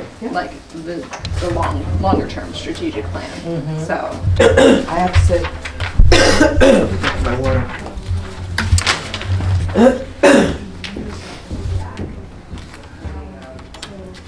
So there were some prompts on the slide in terms of, oh, we're. from today, like what stands Yeah, out? what stands What are your out, yeah, wonderings right. and one or two questions you'd like Richard Yeah. to address? We'll wait for Sure. Sherry's just grabbing her water and then. Put some money into it, like, get replaced the air what I will conditioning say for me is that I know and some other things, so we want that to actually. a lot of look at improvements have been properly. made from where we were. And To me, I it thought it doesn't was matter. interesting that he was able to capture where we were in 2020. And that she pretty much came on board at the beginning of that Yeah. period Mm-hmm. of COVID. It's a big focus, I think, that we need to think about that. Absolutely. And, you know, people that were in that position, and obviously everyone had their own reactions and how we have to deal with it, but coming in and taking the district and really just going with it and setting up a strategic plan and being able to like even think forward in that sense when you're just kind of dealing with this present day disaster almost. Yeah, I think that It's impressive. I think the systems that have been put in place and the coherence is really important. I think it's important to highlight that our trends do match the state trends as far as what has come off of that 2020 year. I think the two things that stood out, my two wonderings, I guess, are about two of the things that were highlighting, but that I just want to reflect on. One of them being all of the data that we're getting, and it's important to have, and I will keep coming back to, are we getting some of this classroom data at the expense of instructional time? Because I think that some of that data is more for us, and the teachers are getting their own data day to day today, because good teachers are going to be assessing in the moment all the time. And so I will always raise question about how much time we're taking from classrooms to get data that the teachers themselves might not actually need, because they're getting their own data through their unit So assessments you along think the the way. district shouldn't get data then? I don't think that we shouldn't get data. I think that we should be very cognizant of if we're taking away from instructional time to get, like, how much instructional time is lost to obtain some of the data. The way Some of I it. see it is if data is gonna drive instruction, you need to have that, so maybe we could say that's part of the instruction, you've gotta have that in order to drive the instruction. Because you've gotta know what you're up against, right? You can't just pull something, so I But I think think that's that, part of it. I know, but I think the teachers are getting the data, getting data that they can use to drive their instruction that might not be the standardized data that we're using. So is there a way, or what the problem is that there isn't a way necessarily to get that data that they are getting to us, for us looking, I'm saying us, trying to look at data at a broader level, trying to, improve. And So- what would that look like if you're saying that the teachers are getting it, so how would I that? think we And should, can you do like best practices that way as well? I think we should just include the teachers in the conversations of, here's the data that we need, what they might feel is a good way to get that will fit within the instructional time, the precious instructional time that they have. It's just something that I've You're put out talking there about to think authentic about. assessments? Yeah, I will always put out there when we're talking about data and assessment, how much instructional time it takes to get that and who's using that data. Do the teachers really need that, or is it really just for us at our level? And not that we don't need it, but just how much we need. So that's just one thing that jumped out to me. When you said for us, what do you mean for the central office? Yeah, for central office, for the, you know, all the public facing data. I mean, because my sense is that the district is getting the information, that their data is going to be district-wide. When you say that the teachers get it, it's just going to be for their one classroom. So it's not going to be reflective of district-wide, right? Right, but as Well, far if as what's if going we're to- using common assessments that so the interim assessments are the ones that they're using to drive their to instruction. drive their work, that inform also the district-wide data that you see. But the goal is for them to use those in the classroom. Yeah. That's why I was asking you about the distinction with Gotcha. authentic assessments, because one of the things that we've been talking about is how do we build those opportunities where it's more of a twofold, and that's what we try to do with the interim, that it Yeah. informs the learning that's happening in the school with what we need to learn about what students are doing or not doing well. Yeah. Yeah, and it may be more of a clarification of data that's used for instruction specifically in the classroom and data that's actually used for planning. Yeah. So I mean, Correct. that's something that can be defined in a little more. We were talking about that today with the principals. Yeah. This is the way my teacher brain thinks. Wondering, This yeah. is the way my teacher brain thinks. It's good to have it. You said you had something else. Well, so the other one, again, teacher brain, the significant decrease in suspensions, which I think is very good, because I know how disproportionate Yeah. suspension is, especially of our black and brown boys, and that is not okay. Such a drastic decrease in suspensions.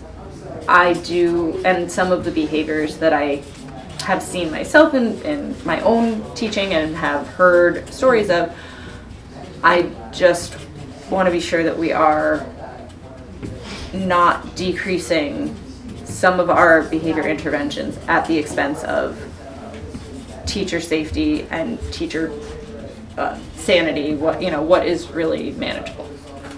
Like, it's so nuanced, because again, I totally see how biased suspensions are. And I just want to be sure that teachers are still feeling supported to manage challenging behavior. That is something that comes up for me. Yeah, it's combined to me with also students feeling like there's still enough racial issues that they're concerned and it's affecting them. You know, if you hear a story of like, you know, somebody might be saying something to them and, you know, not necessarily, an adult passes by and doesn't say anything, you know, where we can get this disconnect fixed so that, you know, what education can we give them to help them along to, you know, not necessarily have these preset ideas and, you know, to not be afraid to address things when, you know, what kind of situation that you're in the school system. Yeah. So, it's just something that comes to mind, because it's a big, 47% is a big jump. And so I just am a little concerned of what might still be happening, maybe not addressed. Well, there's probably still issues, there's still behaviors, there's things playing Yeah. out. I mean, there's just been a decrease, which is good. Yeah, I think a decrease is good. Yeah, it's always things. I'd like to see it also, if we could see it school by school, how things have changed or improved, in that sense, and see if there's any like trends in there, and, you know, any factors that we really need to look at.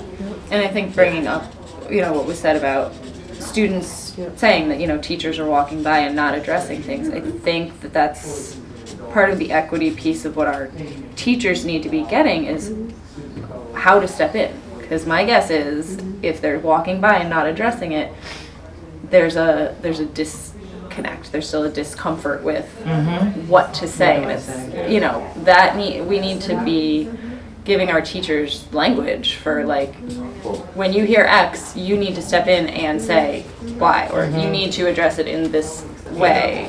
One of the ways that I think about that too is like maybe just summarizing it as like looking at practice, like looking at trends building by building, but looking also at the practices and the, you know, what are best practices in those buildings that are actually making changes, or what are trends that are That's a good maybe not. So Yeah, that's yeah. a So you way can to replicate summarize it in it. another building. If you Yeah. see another building is having good success, then how can we do it? Yeah. Yeah. Yes.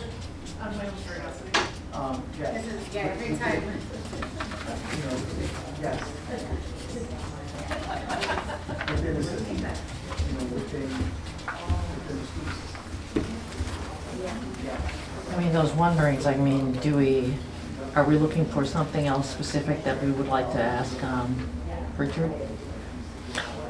I think it could be anybody. Yeah. Really, it doesn't have to be just, it's really, it's Or it's, just in, yeah. Yeah, in and general, like what are your wonderings Yeah, about I'm not what you've necessarily heard? thinking of specific else. questions, I'm just sort of, these are the Just kinda things throwing that it out there, this is yeah. what comes up to me as far as what we need to continue to keep in mind with some of these numbers.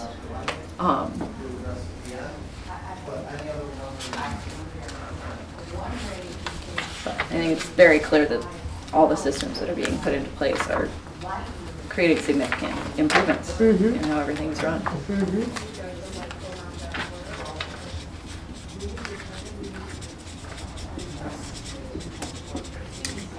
It is nice to come into the meetings and see things going in that direction. We get positives instead of negatives sometimes. Yeah. Absolutely.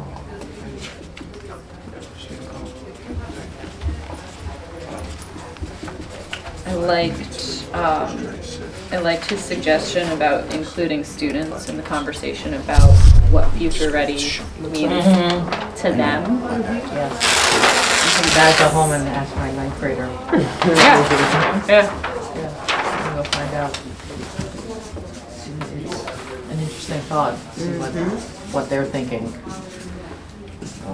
Yes, because we may have one idea and they have another, right? Yeah, that's Much, definitely. much different. That's a big one, like, could be a big disconnect in what adults think future ready is and what 15 and 16-year-olds think future ready is. And I think I'm glad that he pointed that out.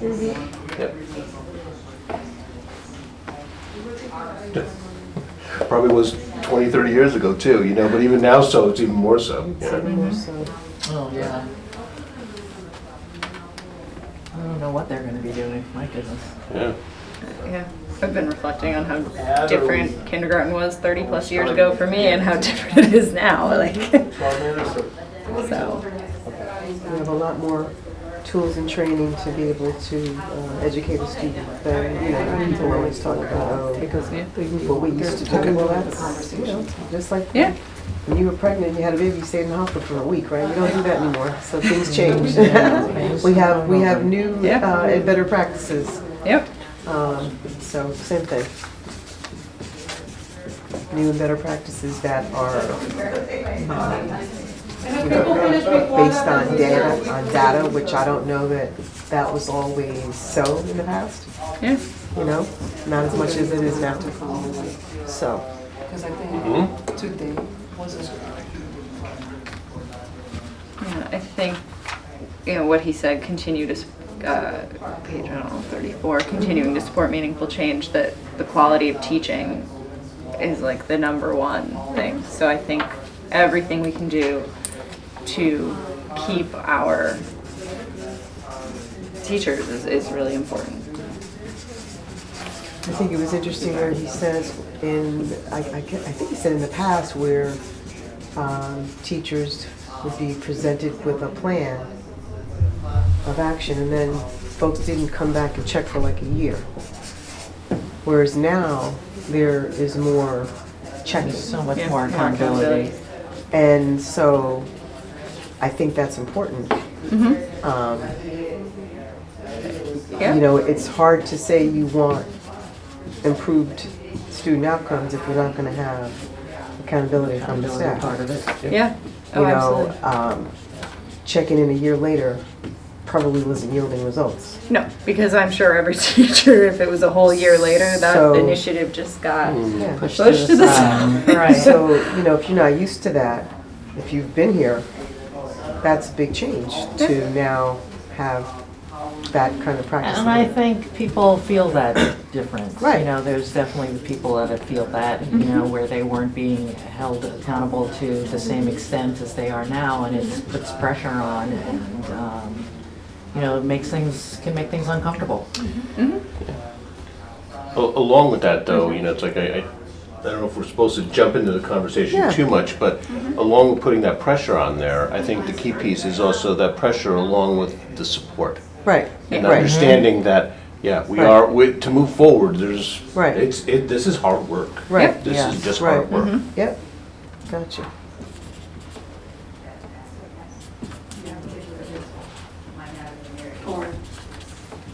I can see the extra challenge when a lot of this has come, timing wise, off after the COVID pressure cooker of survival mode. You know, to go from just that survival mode to a lot of accountability, which is important. But I can see why that's been amplified.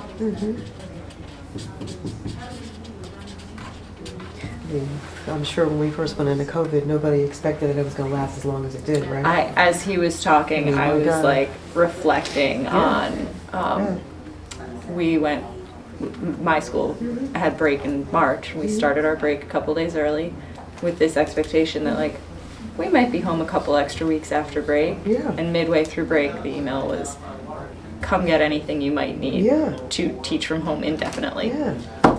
Yeah. Like, you know, the expectations of what that was gonna look like shifted so quickly, and we did not know what to expect We early went through a on. couple different guidance changes, right? It seemed like we went, and then it was like, then it was hybrid learning, and then it was just back, and it was a lot. Oh yes, the 2020, 2021 year It was was, bad. Remote. but even at the back and outset, forth. you know, not Nobody- knowing what it was gonna nobody look like. expected that. Yeah. So, Well, it's changed everything forever, Yeah. you know, I That's mean, true. we're all playing catch up, and, you know, when are we gonna be able to catch up? It's just, you know, as our kids keep moving through and we have, you know, affected this, do we need a whole other generation to come through and, you know, are they the ones that catch up, or, you know, do we have a chance with this group to like really get on board? Well, if it ever happens again, we have a playbook, right? We know what to do, right? You guys, were you guys taking 100 notes? years. You're gonna leave a book for the next administration of 100 years from now, right? oh man. Oh my God. Oh, that was something else. Yeah. You good? Thanks, Yeah. guys. I mean, I don't know Thank that we you, have, Scribes. I don't know that we necessarily have a 1 to 2 questions. Oh, we didn't come up with an to actual come question back or to wonderings. And these Richard. are all wonderings? We just have a lot of wonderings, I think. Mhm. We have a few standouts. Yeah, and- wonderings, we have standouts confirmations, and wonderings. affirmations. Yeah, Well, I affirmations think and yeah, wonderings. a number of Yeah. those in there. Yeah. Definitely. I mean, So, should we try to categorize them as a question of wondering, or, Look for some questions. Should we yeah, do so that? this was we was a wondering, new better practices that are based on data. Yeah. Was that a affirm? affirmation. That was just an affirmation in comparison to past practice. Do everything we can to keep teachers and the quality of teachers. That was a question, more of a question, right? What do we do? What we need to do. Yeah.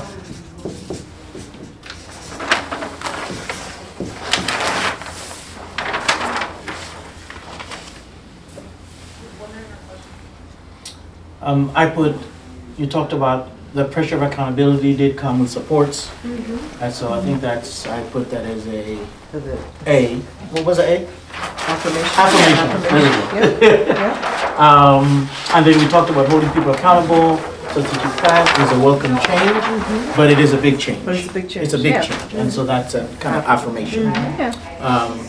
I think include teachers in gathering feedback. Is classroom relevant to teachers? That's a That's question, a right? question. This is That's a question. It's just really Yeah. being very intentional about our data Um, gathering. And then I think this was the other question, right? You have a decrease in suspension is good, but what does that drastic reduction mean in terms Yeah. of What does it maybe safety? look like school to school? Right, and then I like- think I had, see suspension data by schools, so I think these are Yeah. probably questions. Yeah, That's a I mean, I think question. that's another,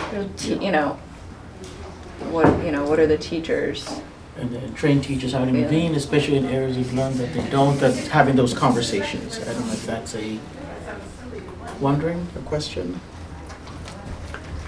I guess it's a wondering. It's a wondering? Okay.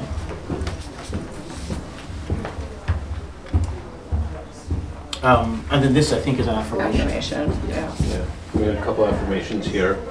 A lot of improvement being made, taking a district to, during COVID, during challenging, was very successful.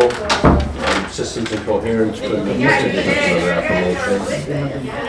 Data is good, but are we getting at teachers' expense time versus instructional time? So it's kind of a That's the question. question that's Oh, up there. Okay. And that's kind of fits in with all the rest of these too, they all talk Yeah. about. Okay.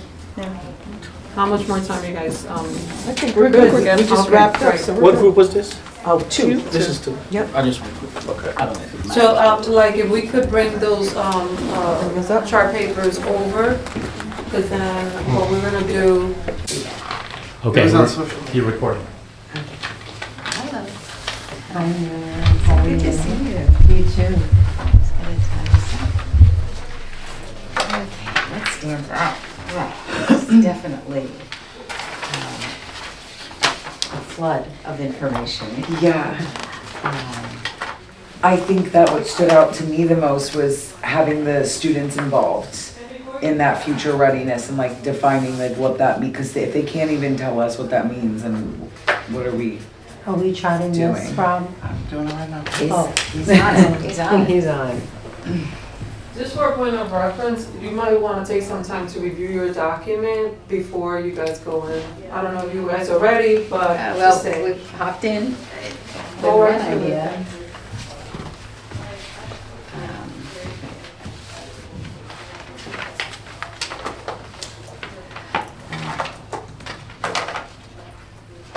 One thing that really jumped out at me was all of the progress that has been made with our systems. Because I definitely related to that reporting of the district not having systems in place. For the last several years, I can say this as a parent with You kids can see in the that district. as a parent. Yeah. And to see since 2020, these systems come into place and the way that they're all kind of collaborating and working with one another as a quote system has been, I think, evident as a parent, as I'm still a parent in the Yeah. district. So that whole aspect definitely stood out to me. What I'm wondering about it is, how do we continue to fund it? Because those types of programs where we're looking for data are often the ones that are on the chopping block at budget time, because people don't understand the value and the importance of this data. So that's one thing I'm wondering. And which ones are you thinking about in particular, like, what? All of the systems that have been, put into place here. Let me see. Let's keep what stands out. Okay. And then we can jump into wondering if there are any other stands out, just because I don't want to muddy the shoe. Sure. Okay, so for me, it stands out that, that the work is really hard, and that if teachers or administrators were complaining because there was so much work, valid. There is so much work, but what's happening is some kind of ability to generally get progress. So not just pockets of greatness or pockets of creativity, but that generally we can uplift our students. So I think that's kind of a recognition of, as it is working, it's really hard to do.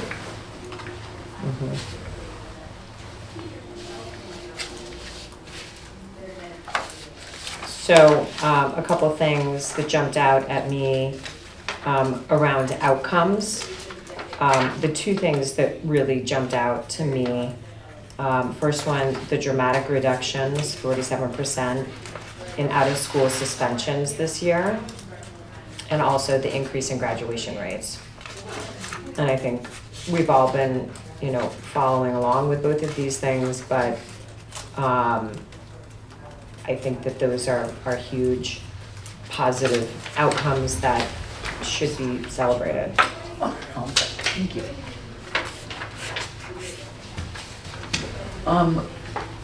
I wanted to point out, I just had a question I was curious about. And I think I mentioned this last week. It's like this, it says MPS has developed a process through which schools develop, implement, and monitor school improvement plans. Like, how are we monitoring them? And like, how are we making sure that, I think like I mentioned it in the workshop that you were a part of, that like, how are we like making sure that these things are being implemented in the classrooms? And this is specifically from 2E, high quality instruction and support. And then like also, what is the support? Like, does that involve para educators?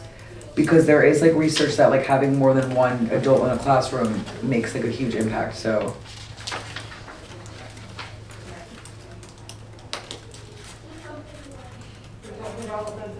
One thing that jumped out at me, sorry, I'll let you finish that. We're good. Around equity, was hearing the students are reporting racialized incidents happening in the classroom, and that they're feeling like they don't have the faculty, staff, adults there to support them. That is That concerning jumps to out at me. me too. And we have heard that. We're not in a classroom particularly, but we've heard that before. And so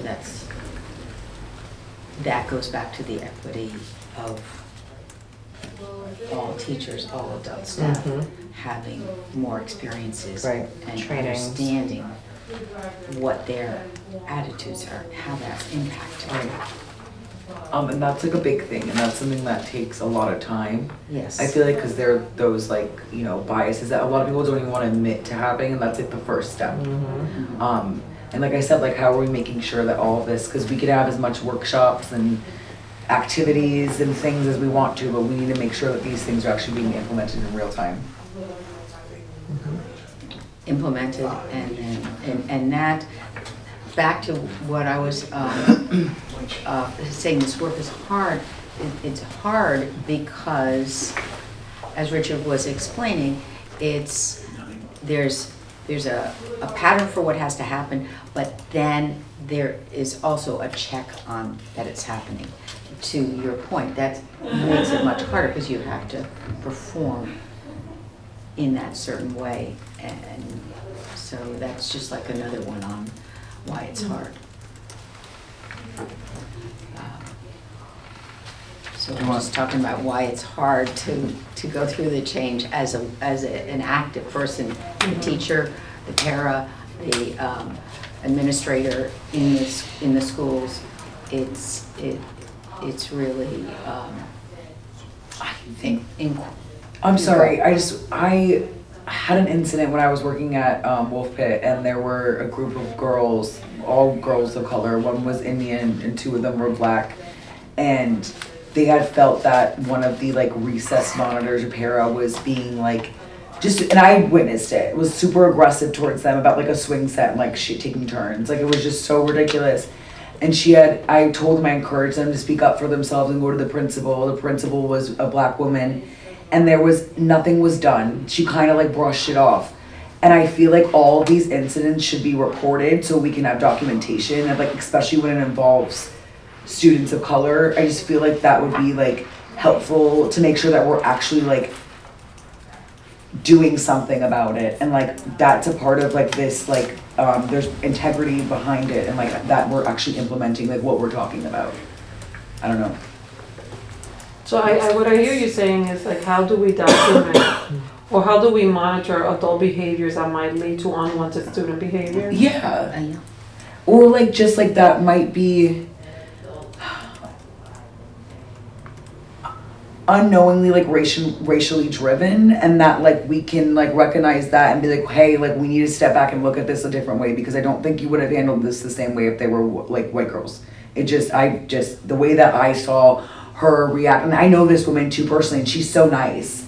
It was so weird because I've never seen her act like that, and these are the sweetest girls. So it just, to me, being this person watching, I was like, okay, this is wrong. You know what I mean? I don't even think that she realizes she's doing it. It's one of those like biases that some people have that they need to, it just needs to be worked on. It's something we need to talk about. Well, it goes back to some of the, I believe it was Yale that they did a study of the hyper-surveillance of children of color and how it innately created situations where they were seen engaging in unwanted behavior more frequently, but it was more because they were more there was more hyper surveillance. Right. Was it Yale that conducted that study? Hypersurveillance. When they were looking at I call it hyper surveillance of like children of color, and how that was leading to more situations where children of color were being identified exhibiting unwanted behaviors. Yeah, the discretionary choices of adults in paying attention to how students of color were acting in ways they weren't paying attention to. There's actually videos on the study that you could Google. We should look at it and share it with you guys. Right. Because that's what I think you're talking about. Yes, Yes, what exactly, you're- yeah. I would just like to broaden that in terms of what we're going for is not only for racial reasons, but for academic, well, let's say, like, smart, perception of smartness. That's also something to work on. Everyone has a great ability to become their best and to get all the adults working with kids to have that perception. So, summarize, okay, let me see. What I'm saying is it's an equity question that we're looking at all students. It seems like the question is like, how do you monitor it? How do you measure it and gauge Measure it it, for adult real? behavior. Yeah, the adult With behavior. Whatever the student is. Right. We're gonna make sure that our next questions are on what are you wondering? We already have a couple. Oh. We have a couple, Yeah. but I know from a time standpoint, I wanna To make focus, sure yeah. we get to our identify one or two questions for Dr. Lemons to address at the end. I have- But any other wonderings? I have a wondering. Okay. I'm wondering if we can really use AI to help lighten the burden for teachers and kids for just sort of dull work. Administrative kind of work that students and kids have to do that could. Great. I mean, I'll just go back to my first wondering about how do we fund it, which I think it was specific to, I can't remember what it was. I feel like that question applies to everything that we Continue want to to fund it? continue, everything that we want to continue doing. Systems, that's what it was. It was around systems. All progress with systems. Yeah, like all of but how do these we continue things to that we're fund talking data, about, et how do we cetera? continue to fund it all? Okay. And I don't even know. I have one more wondering, how we're gonna keep expanding our work with the city of Norwalk, with different community groups, state groups, how we keep having that attitude of it takes a village to raise our kids. And our school system is not the only part of that village. So I'm wondering how we can collaborate that more. How do we continue to expand our partnerships? City, providers, et cetera. Collaboration. I think in a quick way, collaboration outside of the school, so any community institution or group. We're adding another 10 minutes, so you got 12 minutes. And we just felt the teams were like having really rich conversations, so it would help to continue. Okay. Okay, so we're on point with your time. You know, we were- wait, okay, we just finished. And if we don't finish before that, then we will reconvene, so. Okay. So all the things at the top are our, All the things at the top are what stands out. All the things here are what you are wondering. And then our two big questions for Dr. Lemons are gonna go down here. right. Can you read to us what we have? Sure. In each of these? So, the first, what stands out is having students involved. Students involved. All of the progress with systems. Right. The work is really hard. People complaining that it's hard, but to uplift all students. Outcomes, we had a reduction in out-of-school suspension by 47%, an increase in graduation rates. Students reporting racialized incidents in the classroom. How do we monitor, reported, and documented all of this information? Okay, so those are our, those are the things that stand out. Wait, is the reporting and documentation thing a wondering? It could be. Or is it, it's I think related to your, to I the think it was tied to the reporting? Okay. racialized incidents in the classroom. Right. But it is sort of a wondering, It is a how do you wondering. do that? So we're Yeah. gonna move it to a wondering. And I'm gonna add to it. Yeah.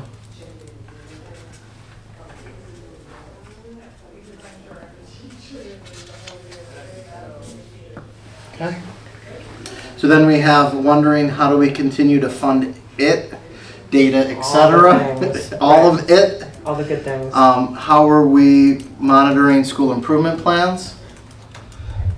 Does this include para-educators? How do we measure adult behavior? Can we use AI to lighten the burden? How do we keep expanding our partnerships, city providers, collaboration outside? And then how is our racialized incidents reported and documented? It's a good list. So, It's a great list. you know, I'll go up for one of the standouts, is that I definitely feel a thread pulling us to the outcomes of the student after graduation. You know, that's a general thread that might not have been there. You know, it's very clear. We're giving pathways to think about future work. We're giving meetings with tradespeople, with colleges, having internships. There's so many things we're doing right now that there just seems to be a big thread, conscious thread of what will the kids be able to do when they graduate. So what I wrote is that you're seeing the through line of outcomes, the work that's being done for outcomes of students after graduation. Right. In the workplace. Yep. All right. We're going to identify one or two questions, or three or four, that we could bring back to Dr. Lemons to address in the whole group. So I guess it would be, what are the highest leverage question that you would like to propose? From these that we've... It could be from anything. It could be anything that you want, any question that you have from his presentation, but we're looking at one or two that you would really like to bring up to the whole board. I already know which one is really important to me, is how we're measuring, like how we're documenting the racial incidents. Okay. That's like number one for me. So my question is actually, like, it's kind of overarching and bigger picture, because he just gave us this presentation of his perspective, his objective perspective. He and Partners for Educational Leadership's perspectives on our district. And I would like to know from him if there's anything that he is aware of, familiar with, that he has seen being done in other districts similar to ours that we are not doing and he thinks we should be doing. Good. That's a good one.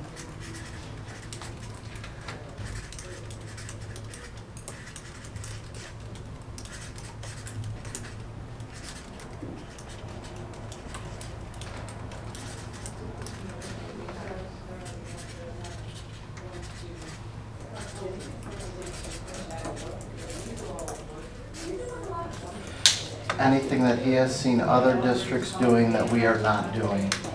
That he thinks Yeah. That would can benefit help us. move. Yeah. That comes. Mhm.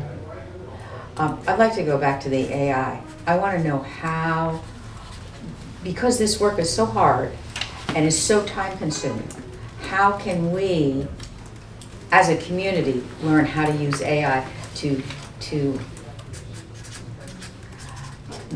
cut into that time consuming, lighten the time it takes to do this good work?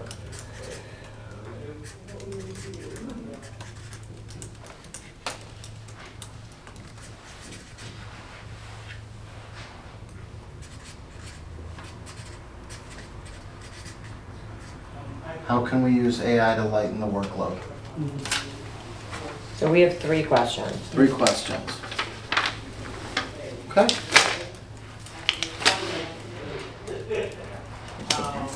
I usually type everything, just so you know. I do not have. No, I got chart your lingo paper. and I was like, S's, I'm like, yes, students. Yes, that's my I got shorthand. it. I got it. I S's, can only students. imagine how many times a day you have to type out S's, right?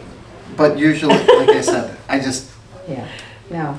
I gotcha. Wow, I mean, thanks for putting us through this, you know. Absolutely. And I think bringing your questions back will be Good. good conversations. Cool. All right, well, I think we're done, right? So I'm gonna take a quick. Yeah. use the restroom. Yeah, let's do that. Thank you so much.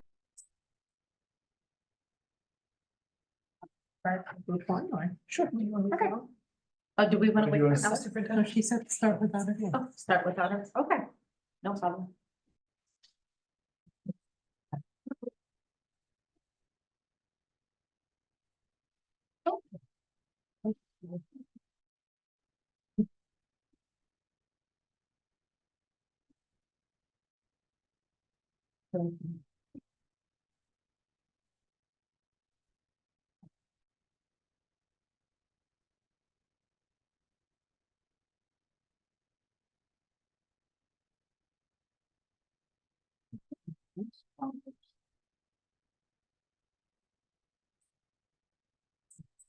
So thank you. So we had the honor of working with Chairwoman Diana Carpio and Board Member Howard White. And I have Marianne here who was taking notes alongside us and facilitating some of the conversation. So some of the standouts, obviously, we had a board member that's been one of the longest standing board members paired with somebody that just came on. So that was a nice dynamic to have of the group. Diana started out by saying that this post-pandemic and what that was like as a board member and really having a lot of the systems that maybe were in place or even the achievement that had been achieved so far plummet.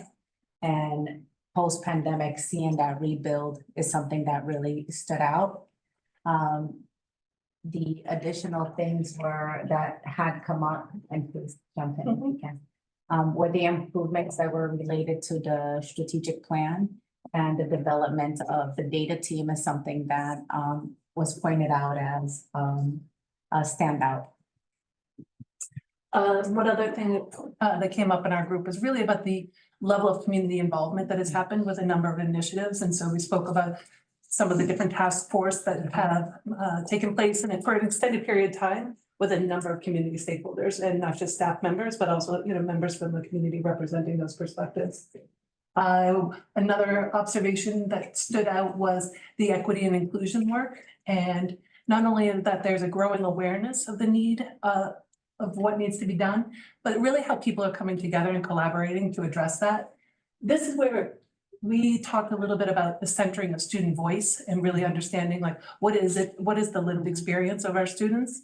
And then that piece kind of led us to discussing how student voice has been embedded in some other aspects of the work. So even in just student feedback about facilities and in getting their input into policies, curriculum.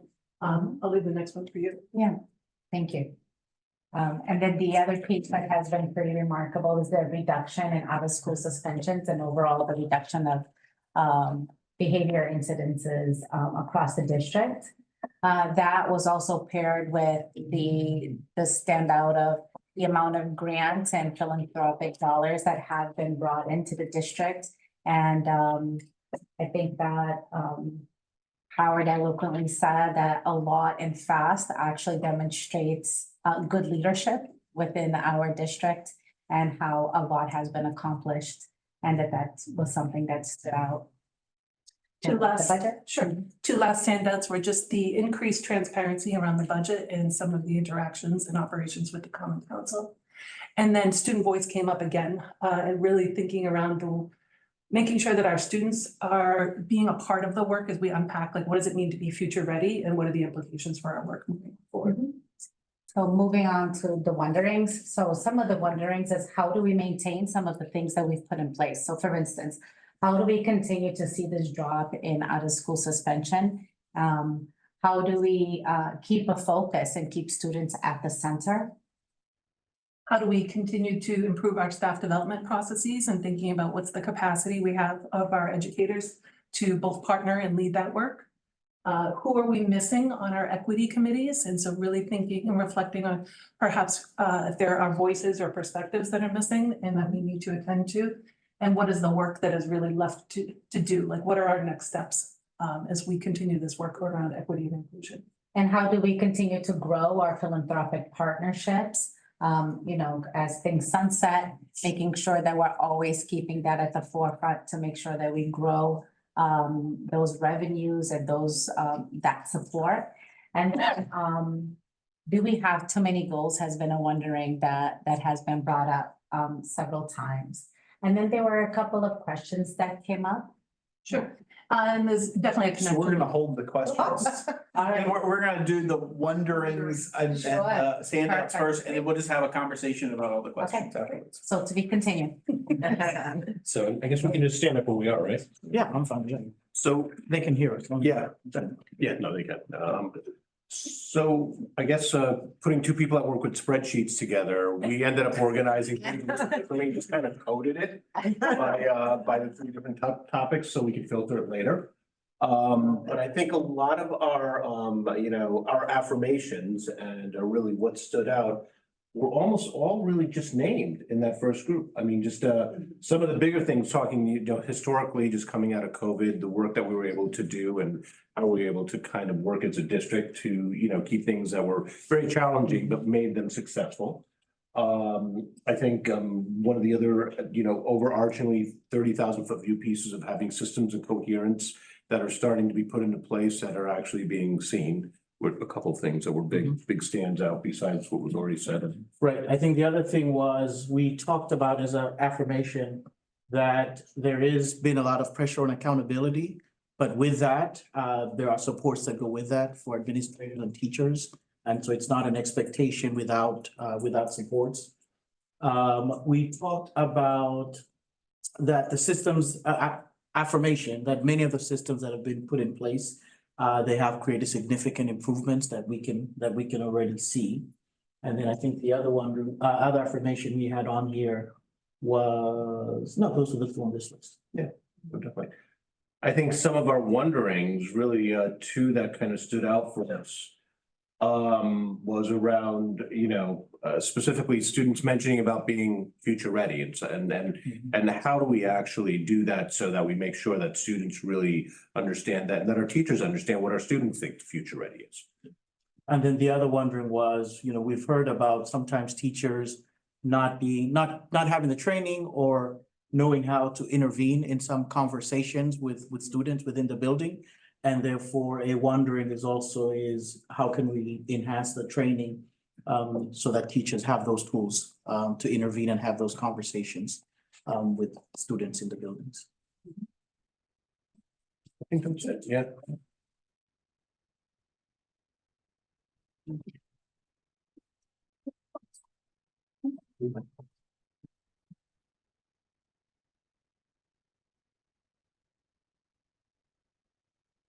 So in our group, we had a lot of different standouts. The first one is students being involved and having an understanding of future ready.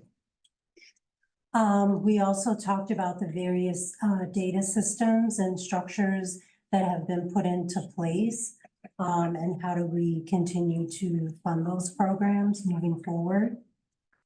The next one was that there's a lot of work. And so some teachers and administrators may seem overwhelmed, and just recognition that it is really hard work. There was also mention that there was a dramatic reduction in out-of-school suspensions and increases in the graduation rates. The next one was hearing students reporting racialized incidents in the classroom. And that was a component that we talked about in the standouts and then in the wondering as well. Another thing that was sort of discussed is, in addition to discussing race, but also working with adults around the perception of smartness, and really sort of making sure that all students are seen for their potential, as opposed to having a perception about a student, maybe because of a particular behavior or something. And then the last standout was just outcomes for students outside of graduation, and really seeing the thread of all the work that's going into place for our students. And so some of the wonderings that came up was, how could we begin to think about how we're using AI to lighten, the burden for staff and administrators in terms of the planning and all of the work that we're doing? The next wondering is, in the development of all of these great systems, how do we continue to fund those different pieces? The other thing that came up was, it really takes a village to do this work and to support our students. And that we as the public school system are not the only village. And so how are we beginning to and continuing to partner with community organizations to support us with doing this work with our students? The next wondering is, how are we monitoring the student improvement plans or the school improvement plans? How do we make sure that we are, that they're being implemented in the classroom? And does this include paraeducators? And how do we monitor these racialized incidences that are coming up in our schools? And in that same piece, how are we monitoring adult behavior?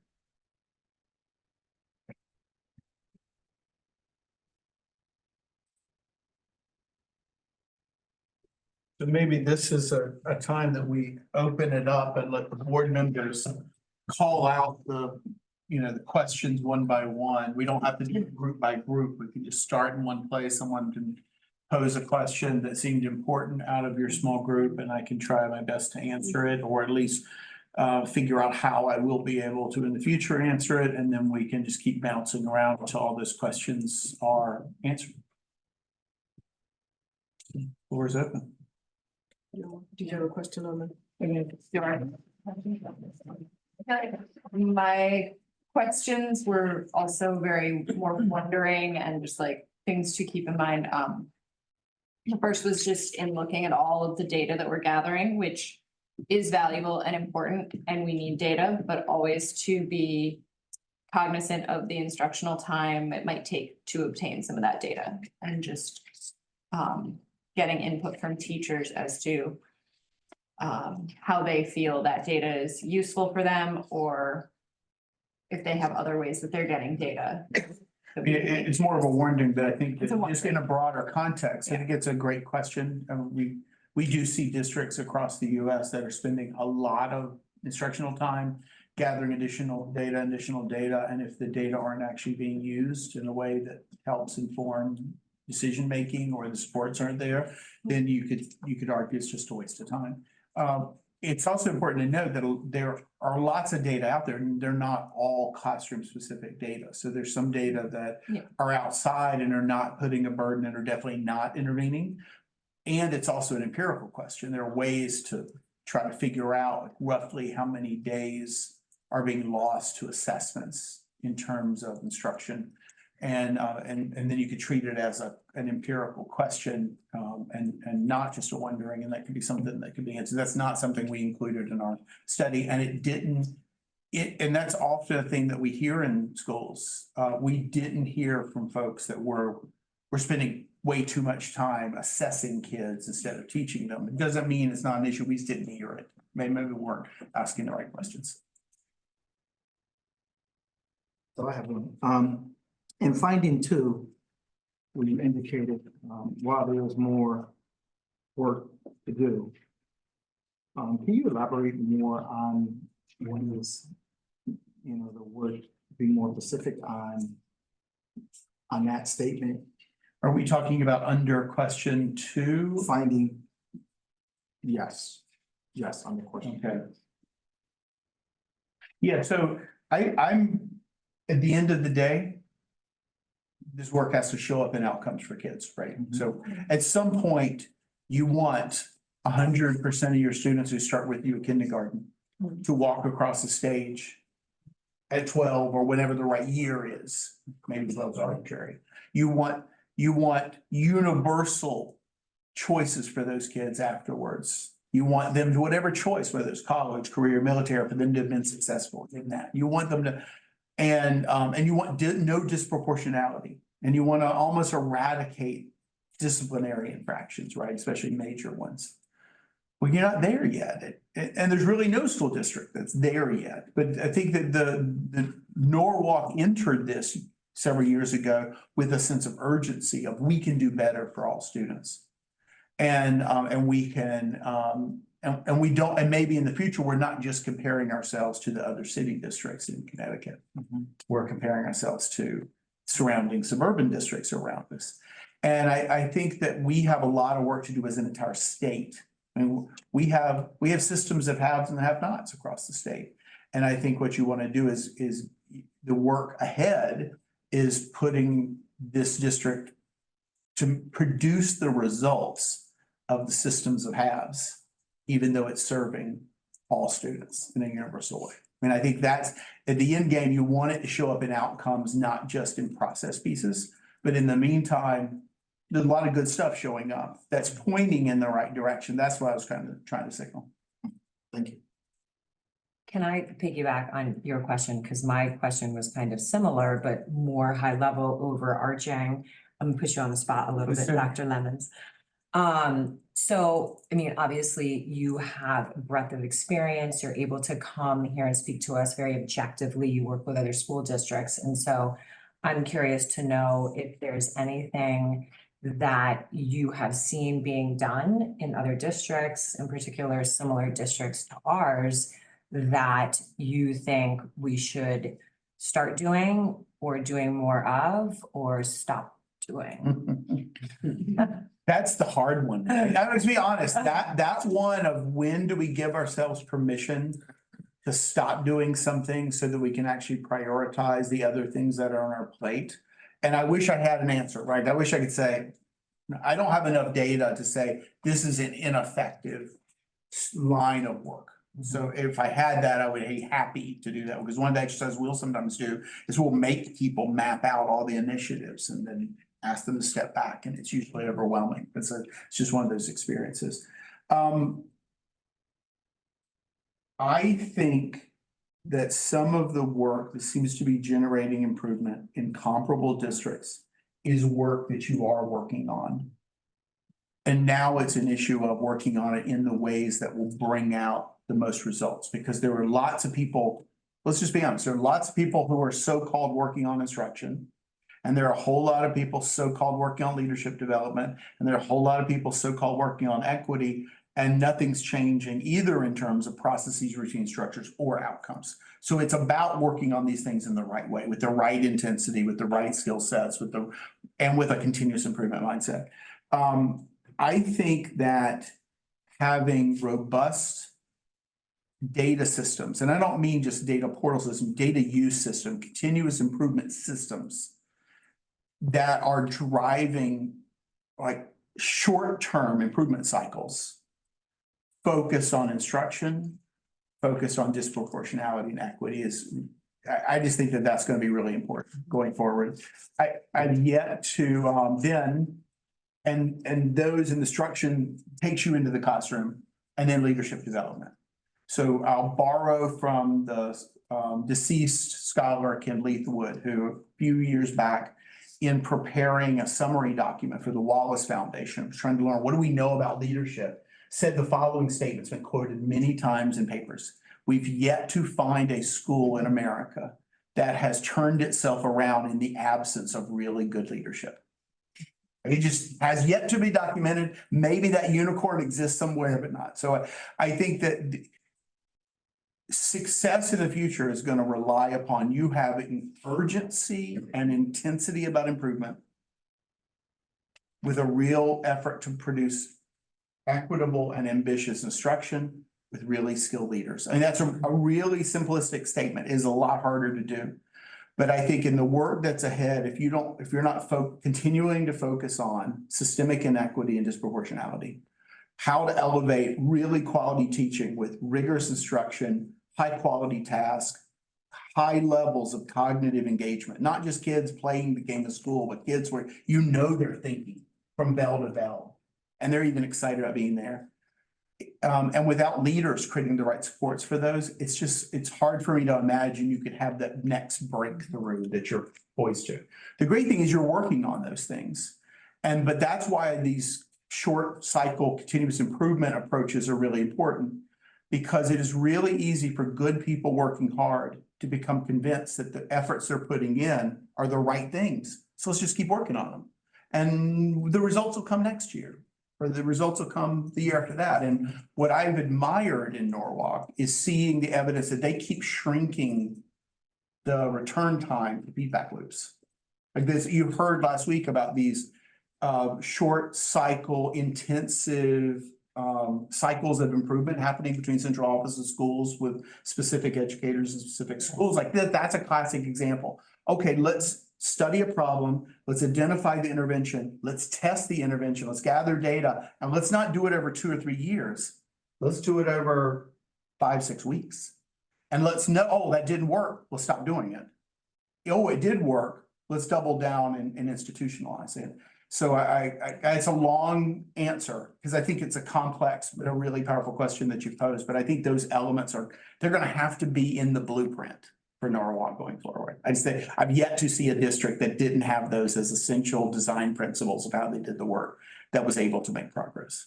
But we do have those. You have the foundational pieces, and now it's about continually refining them, continually testing them, continually making them better, and leveraging all that this system and these people and other people around the proverbial table have been learning over the last 2.5 years, because not everything has worked, right? We've tried something and, well, that professional learning didn't go the way we wanted to. Maybe it's time to turn it over to the teachers, right? Like that innovation of EdCamp was a reaction to, oh, we got to get better at this. We got to get better at this. We got to keep getting better at that. Let's try this. Oh, that really worked.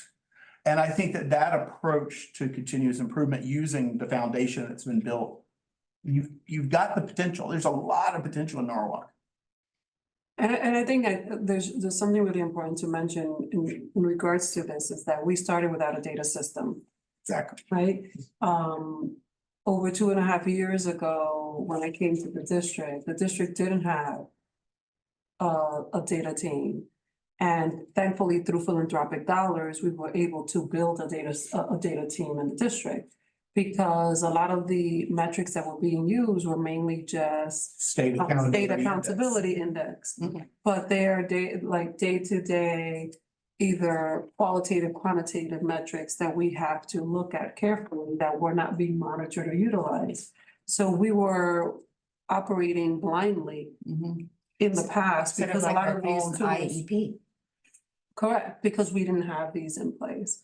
So when Richard talked about systems, there's been a lot of systems building that were critical to building the foundation to be able to do the work that you're talking about. And because it's so primitive, we still have a lot of work to do, because it was non-existent. Richard, I have a question. This involves the alignment and the coherence of everything. What you said in your presentation is that it's really challenging and time consuming.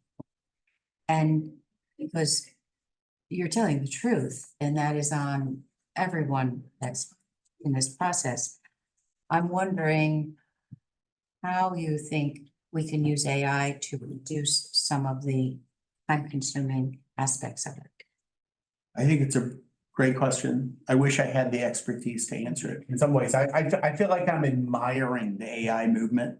Yeah. The anticipation and giddiness, like what's gonna happen next? Oh. I think that what we've learned is that where there are routinized activities that involve the pulling down organizational existing information, that we know that is a place where AI can exploit.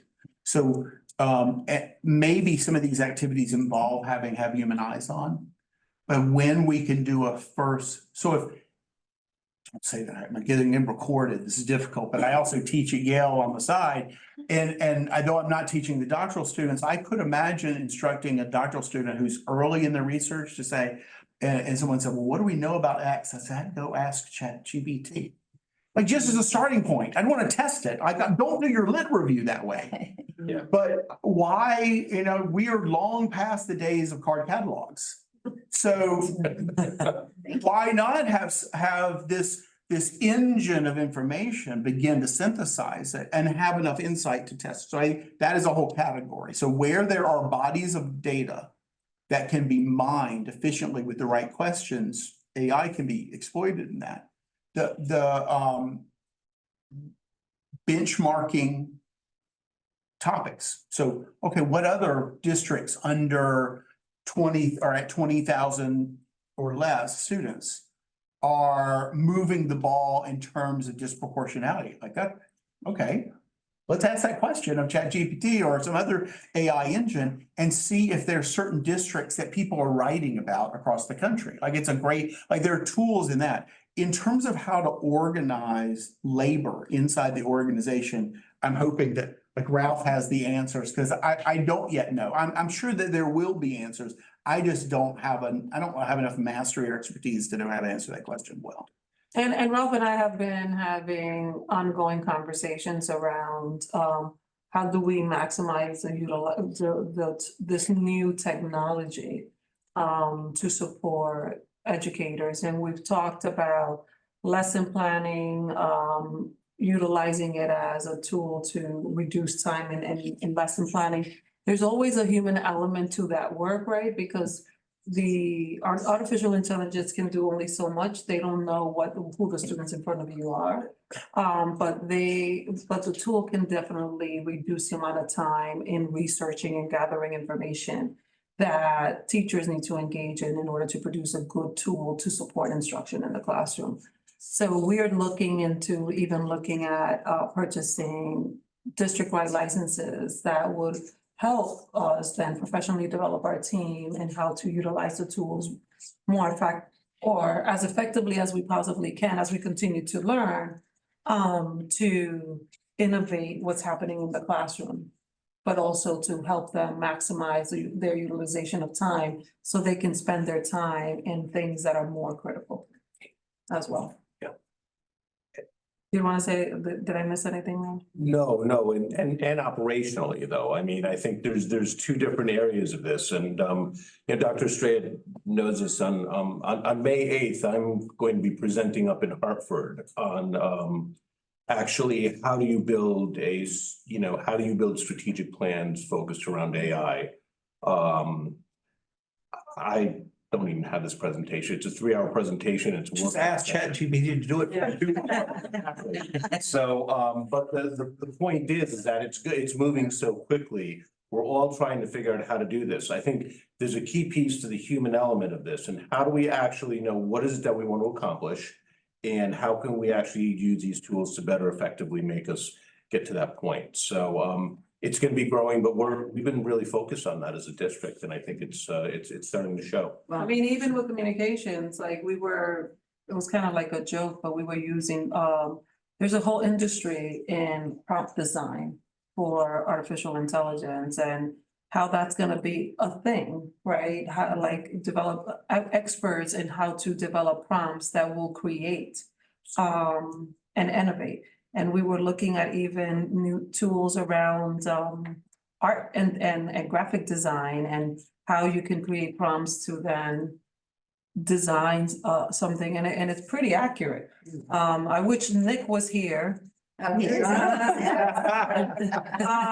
actually did a little activity with his son that he was sharing with us, using the tool. So there's gonna be so many creative ways in which we can use the new technology, and it's how do we leverage it and educate the workforce around it. Yeah, some of the beginnings on Friday, the digital learning coaches are going to be meeting to really talk about developing some PD for our teachers around how do you actually use prompts to be able to better use ChatGPT to develop lessons. That sounds great. That sounds like a lot. Exciting. Can we come? Yeah, exactly.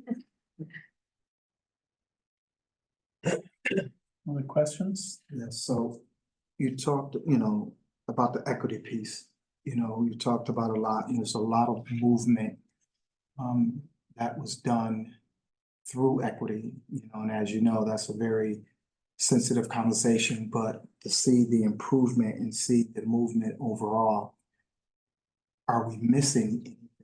Are we missing anything from the community other than what we have and stored in place right now? I think that's a great question, and the person who's singularly best positioned as an outsider, you have a lot of internal voices that would be powerful, is Dr. Eddie Fergus. I think he'd be a great person to come back in and kind of take us back in time 3.5 years. Say, here's what we learned in that study, and he's had touch points. We learned, what is it, weeks from now, he's going to back in doing visits to schools, and what is he learning? So I think broadly, I'm a big admirer of the quality of his work, the depth of his work, and the intentionality. I think student agency, in my organization, we're like, how do we label this thing? Are we really talking about student voice? We think we're actually talking more about student agency.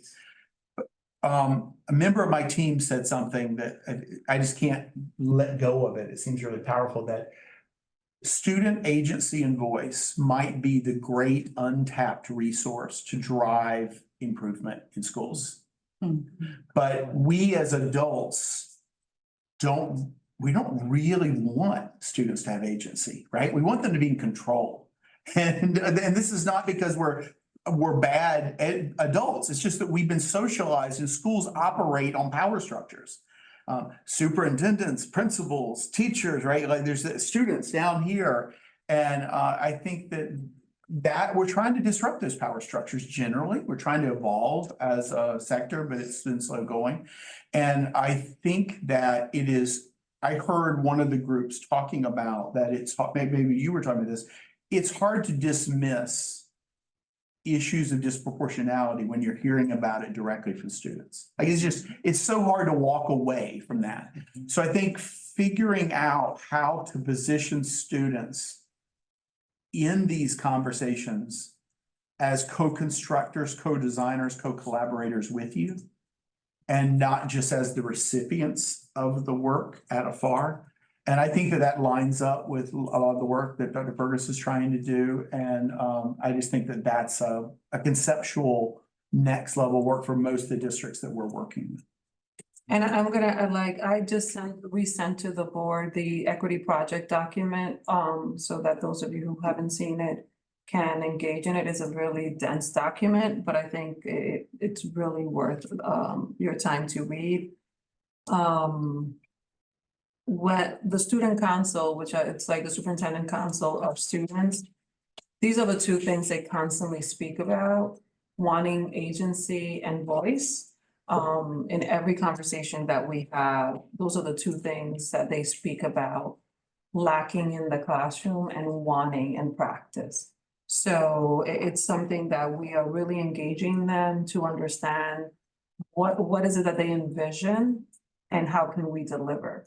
And also making them part of the process of the decision. So one of the things that we want to present on that we thought it would be too much today is on the portrait of a graduate and the work that has happened. We acquired feedback throughout the community and also included students in that process. We also presented to them and ask them to kind of categorically identify the areas that they feel are of most, the elements that we should elevate, to the top of the list, as we think about what do we start with first. And one of the things that I want to do after, this presentation is also take the time. They're working on a survey right now because their focus is around how do we most effectively communicate with them. And there was a disconnect between what they believe and what the adults believe. So we've been engaging in this survey development with them. But one of the things I want to do is have Richard also present to them the findings of this, of where we are, so that we can also acquire feedback from them, because I think it's really important. And then with the equity work, just potentially having Dr. Fergus come back, one, to bridge the gap for the new members of the board around what happened then, because there was so much community engagement and conversation and there were people that participated in groups, some people didn't feel comfortable in groups that had one-on-one interviews with members of, at the time, Temple University, because Dr. Fergus was with Temple U. And there was a lot of data collected that informed the work that we're doing and continue to do, that I think it would be really insightful for new members and those that are have been in the board. It's not a bad thing to have a refresher around. What are the ages of the students in your council? These are all high school. All high right now. schoolers. Because we bus them from across the district every 2 months. Gotcha. What additional questions were raised in the small groups that haven't gotten on the table? I have a question. It's a very specific question. So how are we documenting the racially driven incidents between staff and students? So, that's a great question. There are data systems in existence, and I'm sure the staff around the room could better answer this, that help us track certain things, like disciplinary infractions are coded by type using a categorization taxonomy that is kind of aligned with the state. And then you have categories of who's involved in that incident. So you can track. The ones that sometimes the students were tracking are ones that aren't getting documented. Right. There are students saying, I experienced this. I didn't even take it to anybody because I'm used to this all the time anyway. That kind of piece, I don't think I have the only way I would have known that was asking students. Right, and I just think that there's something that we can do, because I gave an example from when I was working in Norwalk Public Schools, and there was an incident with 3 young girls in elementary school, and I witnessed it with a staff member who I know her and I think she's so lovely, but to see the way that she engaged with these girls, it was totally whoa, this is completely racially driven. It's obvious. And the girls felt so compelled to say something. I encouraged them to go to the principal. She kind of just brushed it away. And that bothered me a lot. And I was like, this needs to be documented differently. Something needs to be done. So I don't know what we would do, but I just wanted to bring that to everyone's attention. I do know that there are some districts that in their climate surveys that students are filling out, there are places for trying to capture, have you experienced this? How often do you experience this? Have you experienced this happen in the last week? Have you experienced this in the last year? And there are different categories that's done. I'm not sure if Panorama does that. They do it in a way that it may not address like microaggressions or Right. other things that you're discussing, but they do it in ways where they'll ask, have you been disrespected? Have you felt Broad categories. It's broad, but I think that it would capture some of those. I mean, it doesn't specify who did it actually occur with, but it gives us some insight on how students are relating to their teachers in those categories. So it can let you see trends. Okay. And even disaggregate by groups of students in schools, but it couldn't let you say, oh, here's something that happened to this child and let's try to intervene. And we really to be quite honest, the focus is on student discipline. behavior tracking, not adult behavior tracking in that fashion, right? If there's an incident that's reported that merits a disciplinary action, obviously it is taken and documented. In probably a form of a letter, but not necessarily where you're monitoring that in the way that you're describing. Okay. And because of what we've heard from students, there's a lot of anecdotal from students that students are not reporting. So to have a true depiction of what the incident rates are of what you're describing would be skewed, because a lot of times students are not reporting these behaviors unless you are convening them and asking very strategic questions to get to how they feel in the environment. And that's what exactly I feel like what I tried to do, and I did like encourage them to say something, and I feel like they were shut down. And the principal was a Black woman, which kind of bothered me too, because it's one of those things we have to look at it being like, okay, just because somebody looks like you doesn't mean they have the best intentions for you in mind, or that they represent you necessarily. So I just think that also maybe tracking more of the adult behaviors would be something. We would have to explore that because Right. there's no mechanism right now to do that effectively. Any questions? Do we have too many goals? That's a tough. It is, because I think it's a great question, and it's a great question to always have on the table. And because I used to work with Tony Wagner, and Tony would always say a district with 10 goals doesn't have any priorities. And it was a throwaway line, but people grabbed hold of, like, oh, that's true. If you get so many priorities, then you don't really have one. And if you're a system where you have a lot of urgencies, especially in terms of student needs, how do you, okay, let's just not work on literacy for the next 6 years so we can work on this, or let's not work on socio-emotional well-being and our students are hurting so that we can work on the academics, or let's stop working on academics for 10 years. I think that this is a really challenging thing. I think it is easier in some systems that where there has been sustained leadership over a long period of time, coupled with a whole lot of social capital and far fewer student needs at scale. And those systems, there's less, there's less noise in the systems. They say, okay, let's just work on this one thing that's here, because there's this sense that they're there.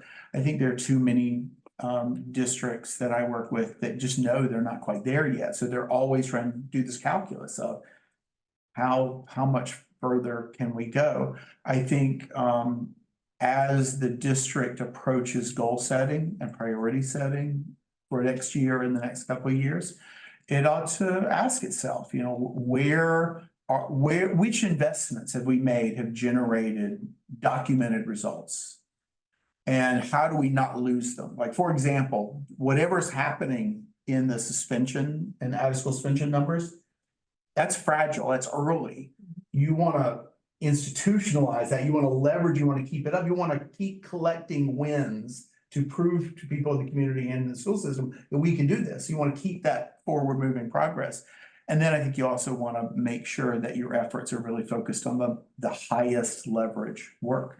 But whether that's 3 things or 5 things, I don't have a perfect algorithm that I can give to you to say this is the right number. I wish I did. Also understanding how we're structured, right? Because we have a number of departments where we have a team with, I'm gonna use the cabinet, that leads some of that work, that lead the work, right? So each one of them have goals that are directly tied to the strategic plan. And it's not like one sole person I'm managing the overarching of all of them, but then we have every member of the cabinet that specializes on an aspect of our strategic plan. And right now, it feels like we have a good balance based on the departments, how they're in.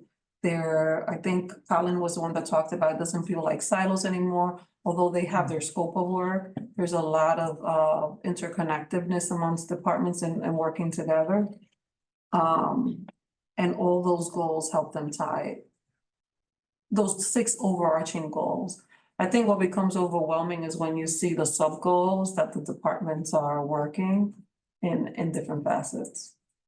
So maybe it's how do we redesign the public view of that, so that it's easier to consume. Which is, from our vantage point at Partners, is part of coherence. Like coherence has 2 parts to it. Coherence is structural alignment. Have you worked out how to move from point A to point B to point C to point D so that it really does go lockstep? But it's also how people make sense of it. So if you have set up all the alignment, but no one sees it as aligned, it's not coherent. If you go talk to teachers and say, what is this system working on? And they're like, I don't know. That's not coherence. If they know what they're working on and then they can't explain the why, that you don't have coherence. So coherence in some ways is a state of understanding and mental processing that is connected to the alignment. And so the degree to which people see it as related and not 1,000 priorities, but a smaller number of priorities, that's part of it. I think it is also worth pointing out that I have yet to go into a district of any scale that has tried to produce any meaningful change where people don't start to get overwhelmed. Because it is already a lot of work just to manage the status quo, especially coming out of COVID. It is literally a full-time job. You are paying full-time jobs just to manage the status quo. And now you're asking people, and the status quo isn't good enough because our kids deserve a little bit better. Not your fault, people. We love you. We want you to be a part of the solution, but we also have to figure out new ways of working. It's a big lift. It really is. And that's the unfortunate. How do you calibrate? How do you find the right balance? When do you put your foot down on the accelerator? Or when do you occasionally let it up and go into cruise control for a little while so that you can manage the pace of change for people?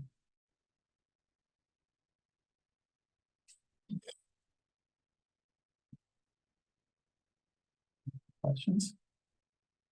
So mine would, again, I don't have like a very clear question, but kind of like a wondering. I think that such a drastic change in the suspension rates is great because, especially given the historic disproportionality of suspensions. And I just wonder a little what it looks like for the folks in the schools and data sort of by schools and some of that anecdotal that folks are feeling like they're supported in managing challenging behaviors.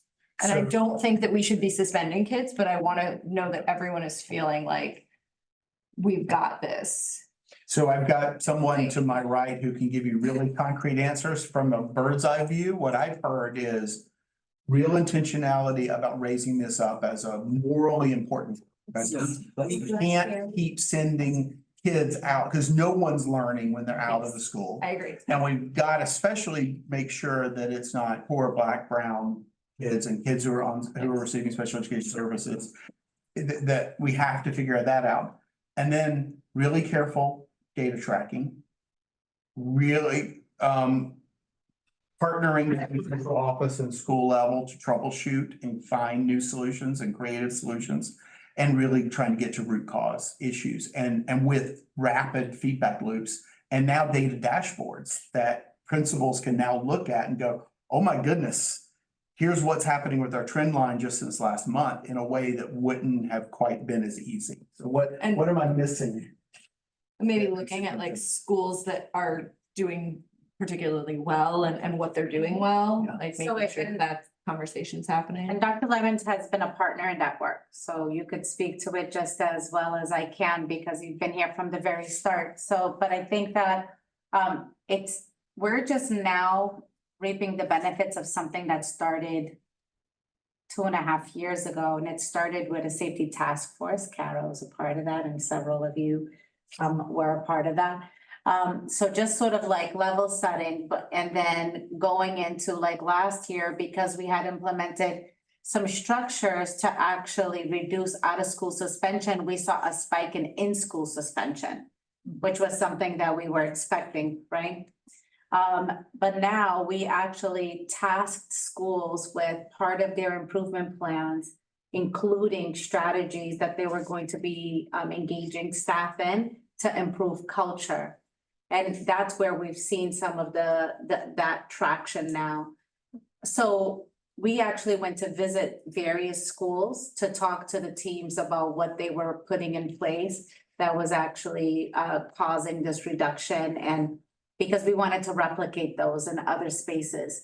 And it runs the gamut from home visits prior to the school starting with students that they had deemed, I don't want to say high flyers, but that was the term, high flyers. So engaging the parent, and then also just like relationship, what is that, when you connect to an adult to the relationship mapping, thank you. Relationship mapping for students that they felt needed that additional support. So it was really kind of individual from school to school. A school like Nathan Hale did a whole SEL thing, and we heard it also from their SGC, where students have these things, these incentives that they work towards for Fridays. And so it really differs. And then where we didn't see that we were gaining traction, we thought we needed an additional support. And so then the district added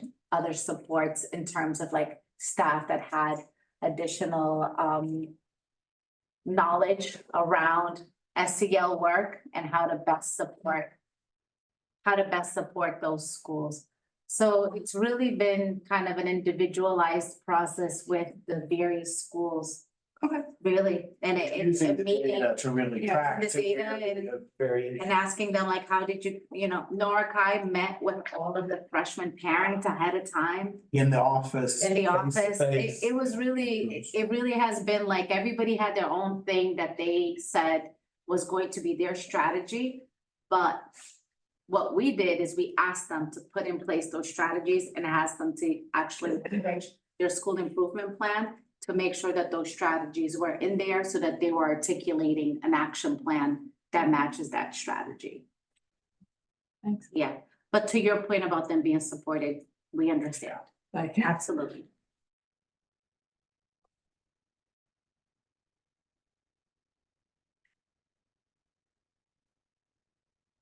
I probably shared this with you before, but 32 years ago, my first evaluation instrument for my department chair as a first year teacher said, wait time, wait time, wait time, wait time. So I'm just continue to practice wait time, ask a question, let people ponder. I don't want to hold you in agony, but if there are any other questions, happy to answer them now, but obviously we're going to be back together in the future and we can pick up the conversation there also. I don't have a question, but thank you so very much. This was so Yeah, detailed and the really. conversations were really good. And hearing, from my colleagues and how they think it's, it's important work. I heard a lot of things that I like. So, yeah. It's some positive note, right? Okay. All right. Any last words or are you good? So this is the start to great work ahead. I think we made tremendous strides thus far in the midst of a pandemic, engaging in a review, putting all these different studies to play to really inform the work ahead, and actually accomplishing so much despite so many challenges that we had to confront. I just want to say kudos to my amazing team because no leader can do this work alone. And to all the teachers, paraeducators, school leaders, parents, and the most important people we serve, our children. Thanks to them, we are where we are and we still have a lot of strides to or things to achieve, but more work is always onward and upward. And it's thanks to the great team that we have. And thank you, Richard, for helping us throughout this path and being a critical friend as we do this work. We lean on you as we continue to think about this forward, and I'm really excited about 24-25 based on what we've learned from this review and what we continue to learn every day when we are with our principals, when we're visiting schools, when we're engaging the community. So and as we continue to embrace our new board members, I think the future is bright, and I think we have the right people on the bus, like they say. I'll turn it over back to you. Thank you. But to add a little bit to that, part of our conversation too was, going into the unknown when the pandemic started. Kudos to Dr. Estrella for actually jumping on that ship and continuing, but she drove that ship through the unknown, and she has this wonderful team that she was able to put together because a lot of people, were different when she came on. So thankful for all the hard work, and I always say you guys are putting in some crazy hours 24/7, weekends and holidays, and you can see from the presentation today that everything that you're doing is awesome for our children, and thank you. Okay, there's no one in the room for public comments. Do you have anybody online that would like to make a public comment? Raise your hand.